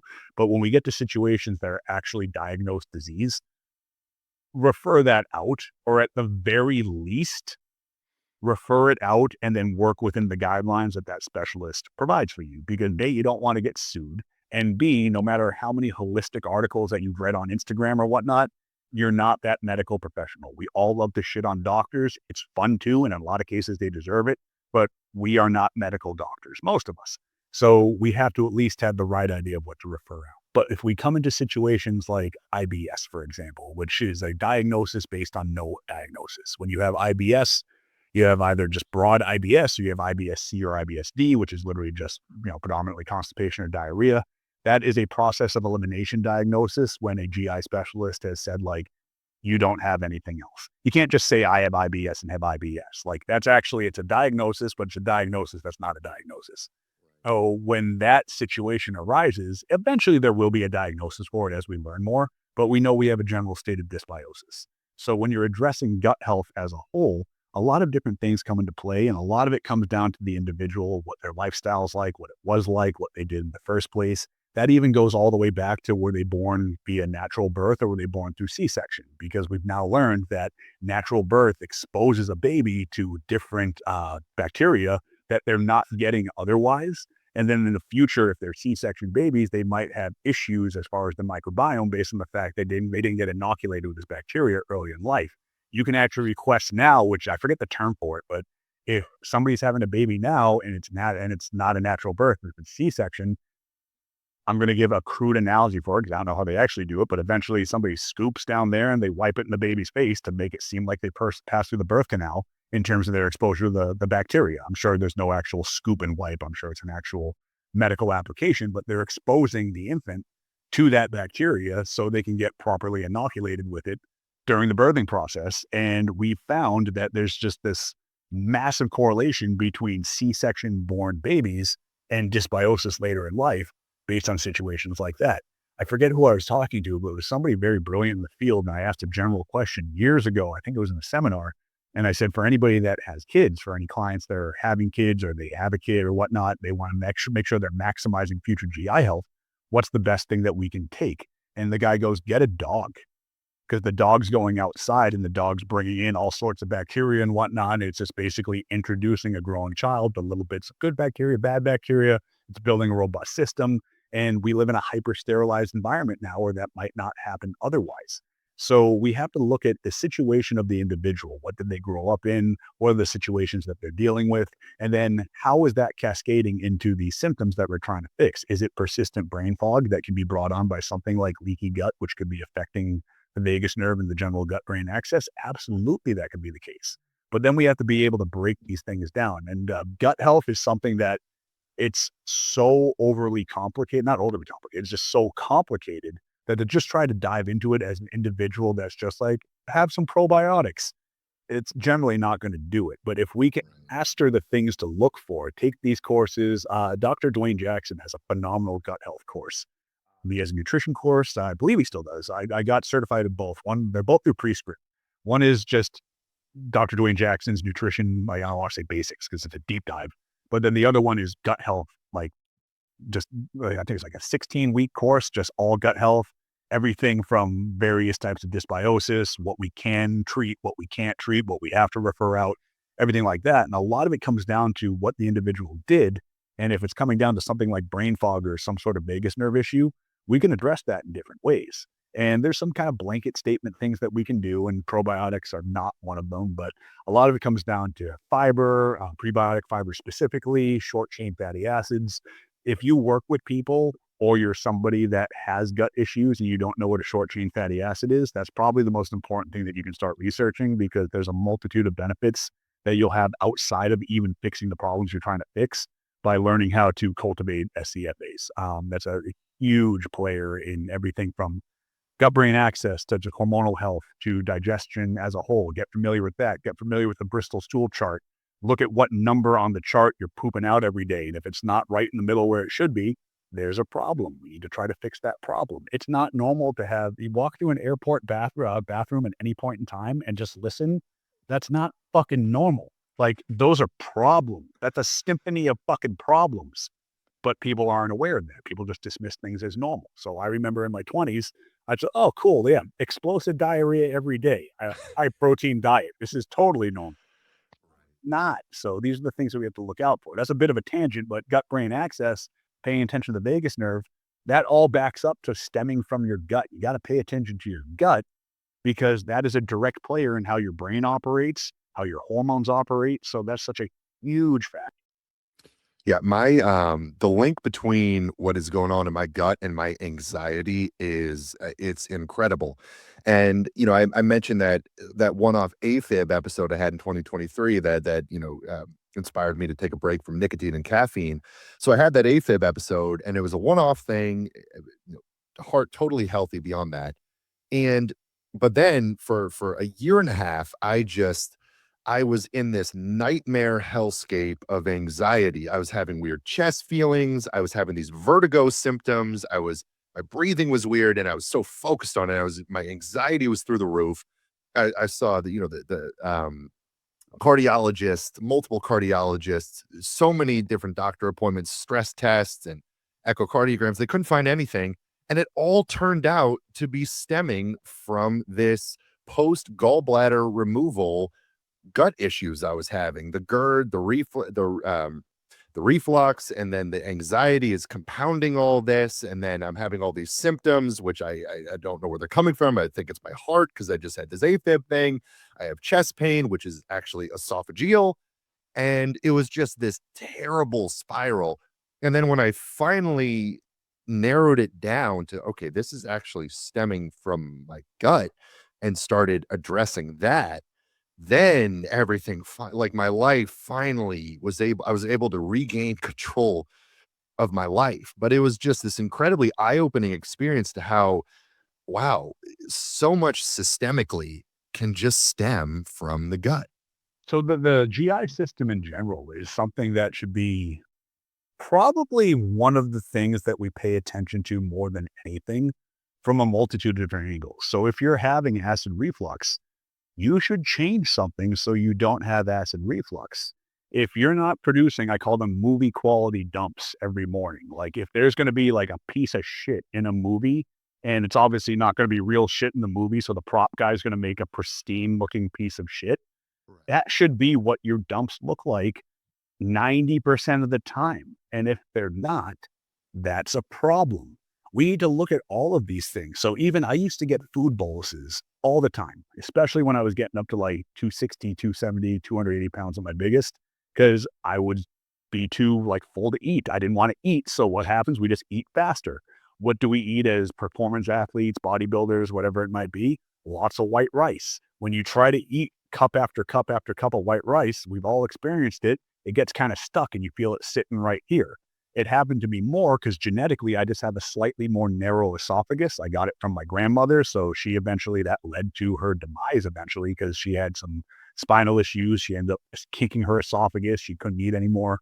So situationally, we all have these little genetic variances, and that's just an example of it.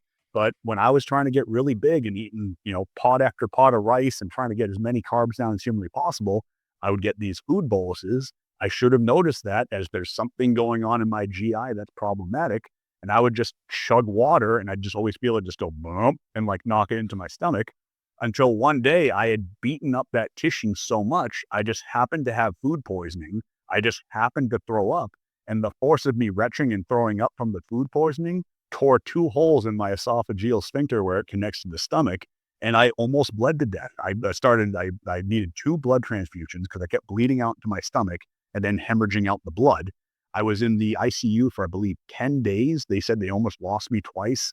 The endoscopy to go down and fix it that way didn't work. They had to cut into my femoral artery, cut in, but put a little robot thing in, go up and then seal the wounds that way. And it was literally just all because I had been force feeding for too long with a narrow esophagus and ignoring food boluses, which were my kind of signal to be like, yo, don't force feed that much. And it almost killed me. Like, it legitimately almost did. Now it's a full recovery situation. I don't eat rice like an asshole anymore for years on end, but we have to pay attention to these signals. That's a common one. So I believe Jeremy Poppin, I hope I'm getting the right name, men's physique guy, I think that was him, just dealt with an esophageal tear, I believe. Dusty Hanshaw, he was just, Good day, Dusty Henshaw. Yeah. yep. So his was more serious than mine because his split right up the side. He was in a medically induced coma. I don't want to speak to his experience, but these things happen. And these are just things that I don't know if these guys were getting constant food boluses, but I would assume that even if they didn't really notice it, they were. We have to pay attention to these things and we have to take action accordingly. Yeah, Dusty, he had a piece of steak lodged in his esophagus, which ultimately, triggered that tear. He was on the podcast. He spoke about that. But yeah, just that was something I was probably flirting with at the time. I was having all this chest pain, which was just esophageal wear and tear, eating so much food, and I'd eat like a huge meal right before bed, and then all that's just spilling up into my esophagus, and yeah, it's something that I've become heavily aware of now. And a lot of times people will just treat things like reflux. Well, all right, just get on a PPI, and just take it long term, and then that leads to so many issues. And you know, doctors are great about a lot of things, but just slapping a band-aid on some of these things as opposed to really treating the issue, something they're not always so great at. So anyone who's dealing with reflux, things like that, hey, don't just go right to the prescription PPI, which is going to shut off your acid production. And then it's hindering digestion, and now you're not absorbing nutrients. And there's much better ways to treat this, behaviorally, lifestyle, just optimizing your digestion as a whole. Um, well, this is actually a good segue. I just want to pick a brain on one more peptide. Real quick before we move on, I just want to throw one more thing in because I know a lot of people are suffering through acid reflux. I don't want to give any quick fixes for reflux as a whole because there's so much that goes into that, but I'll give 2 ancillaries that help the most in conjunction with whatever you're doing for the root cause of the acid reflux. So first and foremost, and again, I did a lot of trauma to my esophagus. I've had to go in for follow-up scopes just to make sure that there's no excessive scar tissue, that food's going to get stuck in or any further damage or anything like that, and a complete recovery. I utilized a shitload of BPC, but the other thing was over the years, I have not stopped taking zinc carnosine. So zinc carnosine increases the mucosal layer of the actual esophagus, of the upper GI as a whole, which is incredibly therapeutic to an area that's suffering through trauma, either repeatedly or has before. So zinc carnosine, incredibly important. I never had a lot of acid reflux directly. Mine was literally just from food boluses caused by a narrow esophagus. But I did notice that due to a hiatal hernia, and most of us have hiatal hernias, that's internal, you can't see it, it just causes a lot of reflux. I do have one, it's not driving any problems, but that tends to cause that kind of flap to not close all the way at times, and that can cause some bubbling of acid. That long term can cause esophageal cancer. So you want to be on top of these things as much as humanly possible. I bought the acid reflux pillow, which a lot of people don't know what it is, but they've seen it before. It's that giant, kind of like slanted pill. It looks like the sex thing that you're supposed to put your girl on to get like her worked up, but you just lay on it like a pillow. It's got the hole so you can stick your arm in it if you want to lay on your side and not put your shoulder up either with the little small pillow that you put into it. That thing has been such a game changer for me, not just because it was an acid reflux thing, 'cause I didn't really have problems with that, but just anything is as far as if I ate too close to bed, I just felt weird laying down. My sleep in general, sleep apnea hasn't been a problem since I lost a bunch of weight, but I sleep better because my airway's more open just by being elevated like that.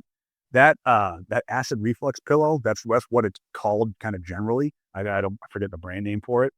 One of the biggest game changers for overall sleep quality, but also incredibly beneficial for anybody that deals with that acid reflux kicking up at night. Absolutely. Yeah, I don't have that pillow, but I've got just a mountain, a stack of 3 thick pillows. So I'm always sleeping elevated, Mhm. which was huge for me. Like when I was having these issues, if I lay flat, it felt like an elephant was sitting on my chest, just this weird esophageal pressure, Yep. which totally does. I couldn't sleep. So yeah, elevating during sleep. The zinc carnosine is awesome. Whenever I'm dealing with a flare up, I'll take it twice a day. I'll take it empty stomach, AM, and then like 30 minutes before my last meal. Another one I've utilized is DGL licorice. I can't recall. It's a long name, but chewable tablet. A few minutes before a meal, which kind of coats the esophageal lining a little bit. Mhm. Slippery elm bark, making a hot drink out of slippery elm bark before meals Mhm. is another one I've utilized. But what I wanted to segue with was the BPC 157 because using oral BPC 157 was something that I utilized during a period of this time where I was trying to correct some of these gut issues, and I had some success with it. So when it comes to BPC, I see some mixed things. I see people who swear by it for in a post-surgical setting, healing from an injury. I see some people who are like, the studies say it's really not moving the needle. I see some people say I just don't get anything out of the injectable BPC. I have some people say I've found more value in oral BPC for treating gut issues. um how do you feel about BPC? Let's talk injectable and oral. So I think at this point in time, anybody that dismisses BPC as bad or useless, they're just a fucking idiot because we have so much anecdotal evidence now that it's doing so many things. We're learning more about it every single month, like more and more information, and it's been around for a while. So the multitude or the effectiveness, I'll say, individual to individual, that's going to be various for a multitude of different reasons. So with BPC, so we look at BPC and TB500. One is kind of systemic actin signaling. BPC is more directing to an area. We want to look at it as like the scaffolds that have to go up on a building when you're going to repair it. One is just increasing the amount of material for scaffolding purposes on the job site as a whole, the entire neighborhood block, whatever it is. Whereas BPC is basically going to hyper focus those things on, hey, this building needs to be fixed. We need to fix this. Everybody build a scaffold here, get more workers out there, do some work there. Also, plow some more roads to get there because obviously we know angiogenesis, creation of new blood vessels, is giving us more kind of more pathways to get to the area to begin with. So BPC definitely 100% beneficial, but that 100% is going to be various between the other individuals. By which I mean that was kind of a backwards way of saying it. It's 1000% going to do something, but that something is going to be different based on the person taking it. There's a couple different factors for that. So we have to look into systemic inflammation versus localized inflammation in an area that might be injured or chronically or acutely, whatever it might be. If we have chronic inflammation over the entire system due to poor diet, stress, poor sleep, all the things that we talk about and just harp on, like this is really important, but then people stop listening because they're like, we already know, but nobody really knows. Nobody paid Right. attention to it. We all want to know about drugs, but situationally, if we have chronic inflammation, it's like we have a very small fire up and down the block. So imagine, I live in a pretty traditional, like, middle class neighborhood. So just blue collar, lots of tradespeople and whatnot. So houses on, about quarter to a third of an acre. Everybody's fenced in, big wrapping streets. There's a big circle and all these offset streets. Chronic inflammation is like every house has a small fire in the kitchen.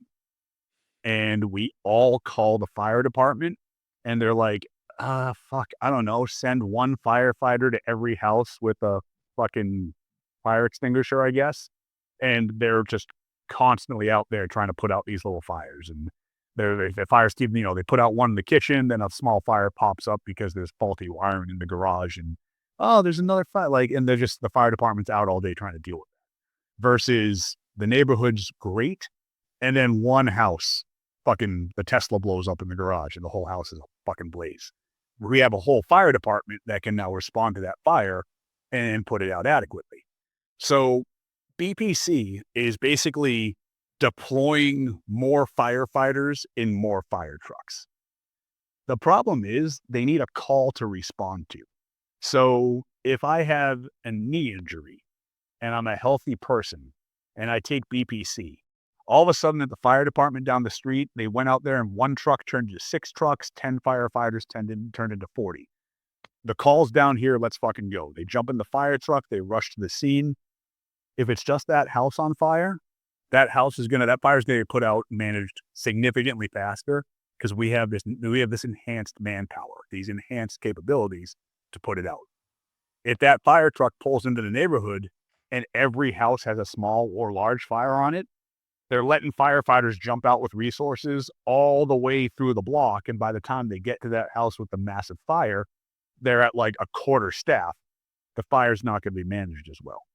So we can use BPC when there's a small kitchen fire in every house to better mobilize management of that fire.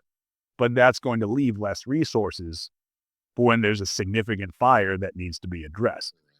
And when there's chronic inflammation, we're always dealing with less resources because our bodies, even at the level of ATP, it's utilizing more energy to try to manage these perma fires that are just causing small amounts of damage, but that damage is adding up. We might not lose $1 million house, but we might lose every $50,000 kitchen in the neighborhood. And that over time ends up becoming incredibly problematic. So when we're applying BPC, we have to keep some of these things in mind. We also have to keep in mind that there's always going to be some low-grade systemic inflammation, especially in a very active individual. And that's where we get into the discussion about, do we spot inject it? Do we put it just sub-Q? Do we let it do its thing? So that's why I've always leaned towards spot injection in an area at least slightly above the tissue that you're actually trying to heal. Reason being is gravity pushes things down. I inject something, it's going to proliferate out into the area. Gravity works as gravity does, downward, and it's going to push things down a little bit. So as the BPC, now again, people start thinking like, well, it's systemic. It has to be in your blood and in your circulatory system, and then it has to find the problem. Yes, it does. But if I have the fire truck, right? Like if I'm God just carrying around a fire truck and I get to just put it down in an area, if I put it down at the entry to my neighborhood and just let it drive to the house that might be on the back end, it's going to let out firefighters where there's other fires, where there's inflammation. If I take the fire truck and I put it directly in front of the house, but in this weird analogy, the fire truck has to continuously drive, most of the firefighters are going to get out of the truck at the house that's on fire. Then by the time the truck's driving around, doesn't matter if it loses a bunch of firefighters due to systemic inflammation, these small fires, by the time it loops back, because it's already unloaded a lot of resources there. So that's the way that I approach BPC. Now, oral BPC for gut health, it follows almost the same principles because we know that based on the fact that it's a derivative of gastric juices, it can survive our gastrointestinal system. We know that that's not an issue for at least this peptide, but it's the same idea. If I'm trying to address my gut health, it makes more sense to pass it through my gut first. So that first line of defense is being fed closer to the issue, pun intended, as opposed to circulating through and then having to find the same place. Could somebody shoot that down based on, absorption rates and this, that, and circulatory? Probably. But also, how many people do we know that take an oral BPC and go, wow, I either immediately noticed something great or I noticed something after a couple of weeks, but it was definitely noticeable. And that's the thing with all the research studies, mechanisms of action, and anecdotal reports. We need to use all of them, like all of them. Like the studies say this, cool. But the anecdotal data doesn't get written out because of the studies. And what we see or what we can predict based on what we know about mechanisms of action, that can't be written off also. So it has to be like this intelligent amalgamation of all the information that we have access to. And that's why I think the best educators and coaches and just influencers, if we want to call them that, in our space are the ones that are open to the fact that very rarely can we talk about absolutes in any situation. And I have great admiration for lots of educators that speak only in absolutes. So I think Paul Carter is great. Paul Carter will tell you that anything that Paul Carter doesn't do is stupid and you should get bust for it. But I think he's great. I have him on the podcast next week. I'm looking forward to it.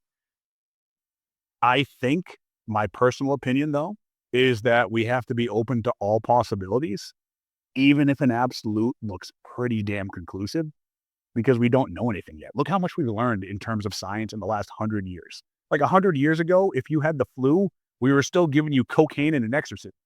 So 100 years from now, back on a lot of this stuff and go, wow, we were retarded.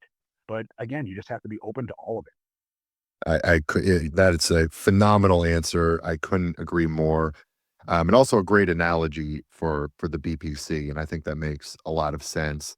Well, man, we're coming up on 2 hours here. I've got a one last question for you, and I'm not expecting an answer containing a protocol here, just more of a how do you respond to this? So, a question I get asked a lot by clients, by people in general is like, "Hey, I'm thinking about doing peptides. What should I do?" Nothing specific. Maybe they don't even have a really hyper specific goal. I get just this general, "Hey, I'm thinking about doing peptides. Like, what should I take?" How do you respond to somebody like that? What are some words of advice you might pass along for somebody who's just knows nothing about peptides, is considering them, and usually it's a 25-year-old kid who wants to look more jacked is usually what it comes down to. hmm So we have two similar situations, one of which is that, and the other is the client that comes to you and they're taking an ungodly amount of peptides for some reason. All they're taking it all, right? So I have on my intake form for new clients, I have a section that I've had on there for over a decade, and it's what supplements, peptides, medications, et cetera, et cetera. It's evolved over the years. What are you taking right now? And back in the day, it would be like HRT, or it would be HRT and a couple of vitamins, or it'd be Test and Deca and like a pre-workout powder, or it'd be like leucine and EAAs. And then over the past couple of years, the drugs increased a bit. They'd be, more like, oh, I'm on athletic HRT, bro. So I take 12 compounds for that. It's like, oh, good. That's a fun conversation to have. And now recently it's been basically a sales list of peptides. I'm like, is this your shopping list or is this what you're taking right now? Holy shit. So the conversation I have with those people is the exact same conversation that I have with I want peptides. It's what are we trying to do? Why are we trying to do it? And what the fuck is going on with you? So it has to be leveraged that way. And I tell people the amount of money that I can save you on GHRPs and GHRHs alone is going to be enough that you could just pay me to coach you for 5 years. And I'm not super cheap, but it's one of those things where it's like, all right, let's figure out what's going on here, because we'll get the people that want to gain muscle and they've spent $10,000 on iPemerel. Like we talked about before, outside of just improving your sleep a bit and general propensity to be able to recover well, that's really not moving the needle for gaining muscle whatsoever. So the same way that I'll look through somebody's grocery list, the thing that I say to them is, and I'm in a unique space right now because I work with a lot of 30s, 40s, 50s, and even 60s, men and women, more from a business angle and perspective. I don't even work with any competitive athletes anymore. I pass those on to my team. I work with a small handful that have just been with me for years. But in the real world, and this is the real world of people that want to optimize, that people that want to look like cartoon characters. They want to be jacked. They don't necessarily want to be Ronnie Coleman, but they want to be really low body fat, much bigger than an average guy. They want to be eye catching. So that's the era that we live in now, and that's what I want to look like too. So I'm like, cool, I resonate with that. But my main focus is work and productivity and all this. So they'll come to me and they'll already have this massive list. And it has to be the discussion of, all right, you sent me what you're doing for your training and what you're doing through your diet. First and foremost, your diet is okay, but we'll change this in such a way that this in and of itself will drive an amazing fat loss response or muscle gaining response or correct these health problems that you have. We can fix this with that. And then I'll look at the blood work and go, oh, these numbers can be fixed if you just eat this differently. Okay, cool. Simple. Then on top of that, because I'll play ball. These days, there's enough information that a lot of people, very rarely do I get a horrendous diet anymore, at least for my demographic. I get bad diets and I get okay diets. I don't really get horrible ones. Training, horrible, horrible, like awful. So in a lot of these cases, it's like, oh, we're going to put this type of training protocol for you, put together for you, and that's going to move the needle so much we don't need 80% of this. Just watch. Just watch. And the funny thing is, like, the thing that I get the coolest feedback from my clients, or at least what I find the coolest, it's like, oh, everything's going great. This is awesome. Like, doing this training split. Oh my God, this training split. It's PRs every week, or I can adapt to the volume every week, or I can do this every week. A lot of that came from my foundations of training were built through Ben Pakulski, Kasim Hansen, and one. And I look at training differently than a lot of people. I look at it as different phases, and I'll program specific mesocycles based on those phases, or I'll go with more of a conjugate style where I'm doing a different phase, different days of the week for an individual. But I look at training as neurological or strength output based. I look at it as metabolic based. How much volume can we handle and store substrate differently as a result of? How can I actually change how I hold and store glycogen and how I use it? And I look at hypertrophy training basically through mechanical tension. That's why it's funny. I mentioned Paul Carter. I'll give him a shout out again. I think Paul Carter is one of the best voices in hypertrophy training. I honestly think he is. And when I'm in a hypertrophy training phase, I'm using a lot of Paul Carter's methodologies. There are situations where I'm just looking to preserve muscle, or I'm maybe trying to get volume up because I want to implement something like an insulin for a client, and I drive a metabolic stimulus that's massive volume, and I see great responses for it. And if I told Paul Carter on that on my podcast, he'd probably hang up on me and never talk to me again. And that's fine. That's totally fine. But I approach training from an angle that a lot of people don't approach it from, in that I believe that there's benefits in all styles of training as long as we understand, again, just like the peptides, what's happening on a cellular level. If I'm doing supersets and giant sets with low rest periods, how is that affecting the buildup of acetyl-CoA? And how's that affecting the glucose utilization of the cell? And how is that changing how my body adapts to how much glycogen it can store and utilize in a workout? And how much food will that rob from fat cells in order to feed this process and thereby train my body to stay leaner to immediately fuel the cell? How does that change things like metabolic flexibility? Then I'll look at hypertrophy as mechanical tension driven. Then I'll look at strength training. Then I'll look at energy systems. And when you play with things like this, you don't have to overcomplicate it. You just give a split to your client that's just this, this, and this. Right. But it's set up in such a way, and then you match that to the food. If you're doing intensive metabolic work, supersets, giant sets, all this stuff, you can have somebody double or triple their carbohydrate intake over the weeks, which is why I like to utilize it when somebody wants to use insulin. I'll train their body to be able to maximize carbohydrates before the insulin even comes into play. Then I'll utilize the insulin so we can utilize even more carbohydrate. So to me, that just makes more sense. Look at a guy like Milos and how he trains with the giant sets and the super sets and all this stuff, because insulin, he's a big insulin guy.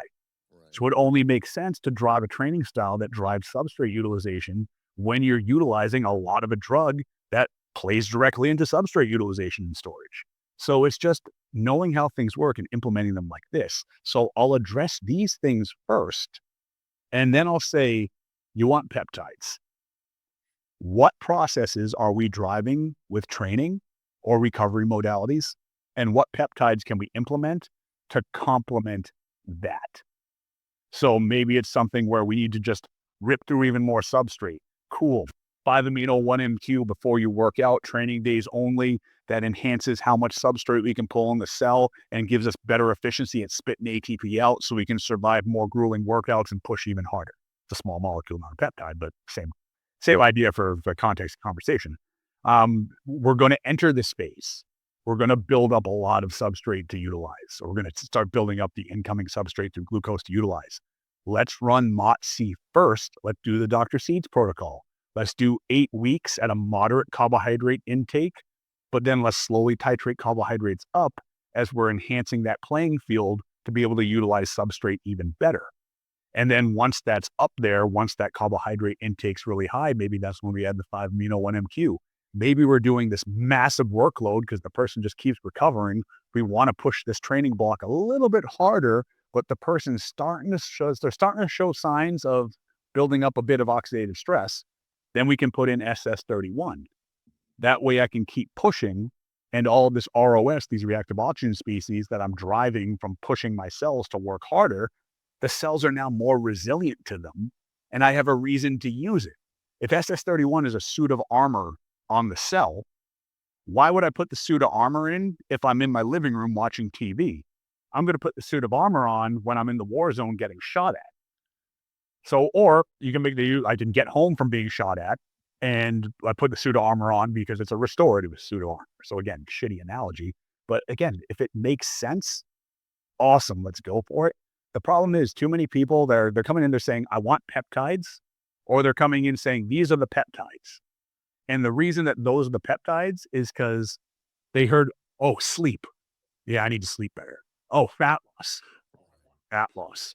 Oh, energy. Oh, I need energy. Oh, BDNF. I need more brain power. And then it's just like, dude, if you do that with vitamins, you'll be taking 5,000 fucking supplements like we all did in fucking 2005. So you can justify the use of anything if you try hard enough. But finding out what can really move the needle and be beneficial, that understands, or that needs an understanding of what it's actually doing and how it's doing it. I think whenever I get asked this question moving forward, I'm just going to clip the last 7 minutes of this podcast and I'm going to send that to whoever asked it. That's perfect response. And I couldn't sum it up any better than that. Um, and you'll enjoy having Paul on your podcast. By the way, I love Paul.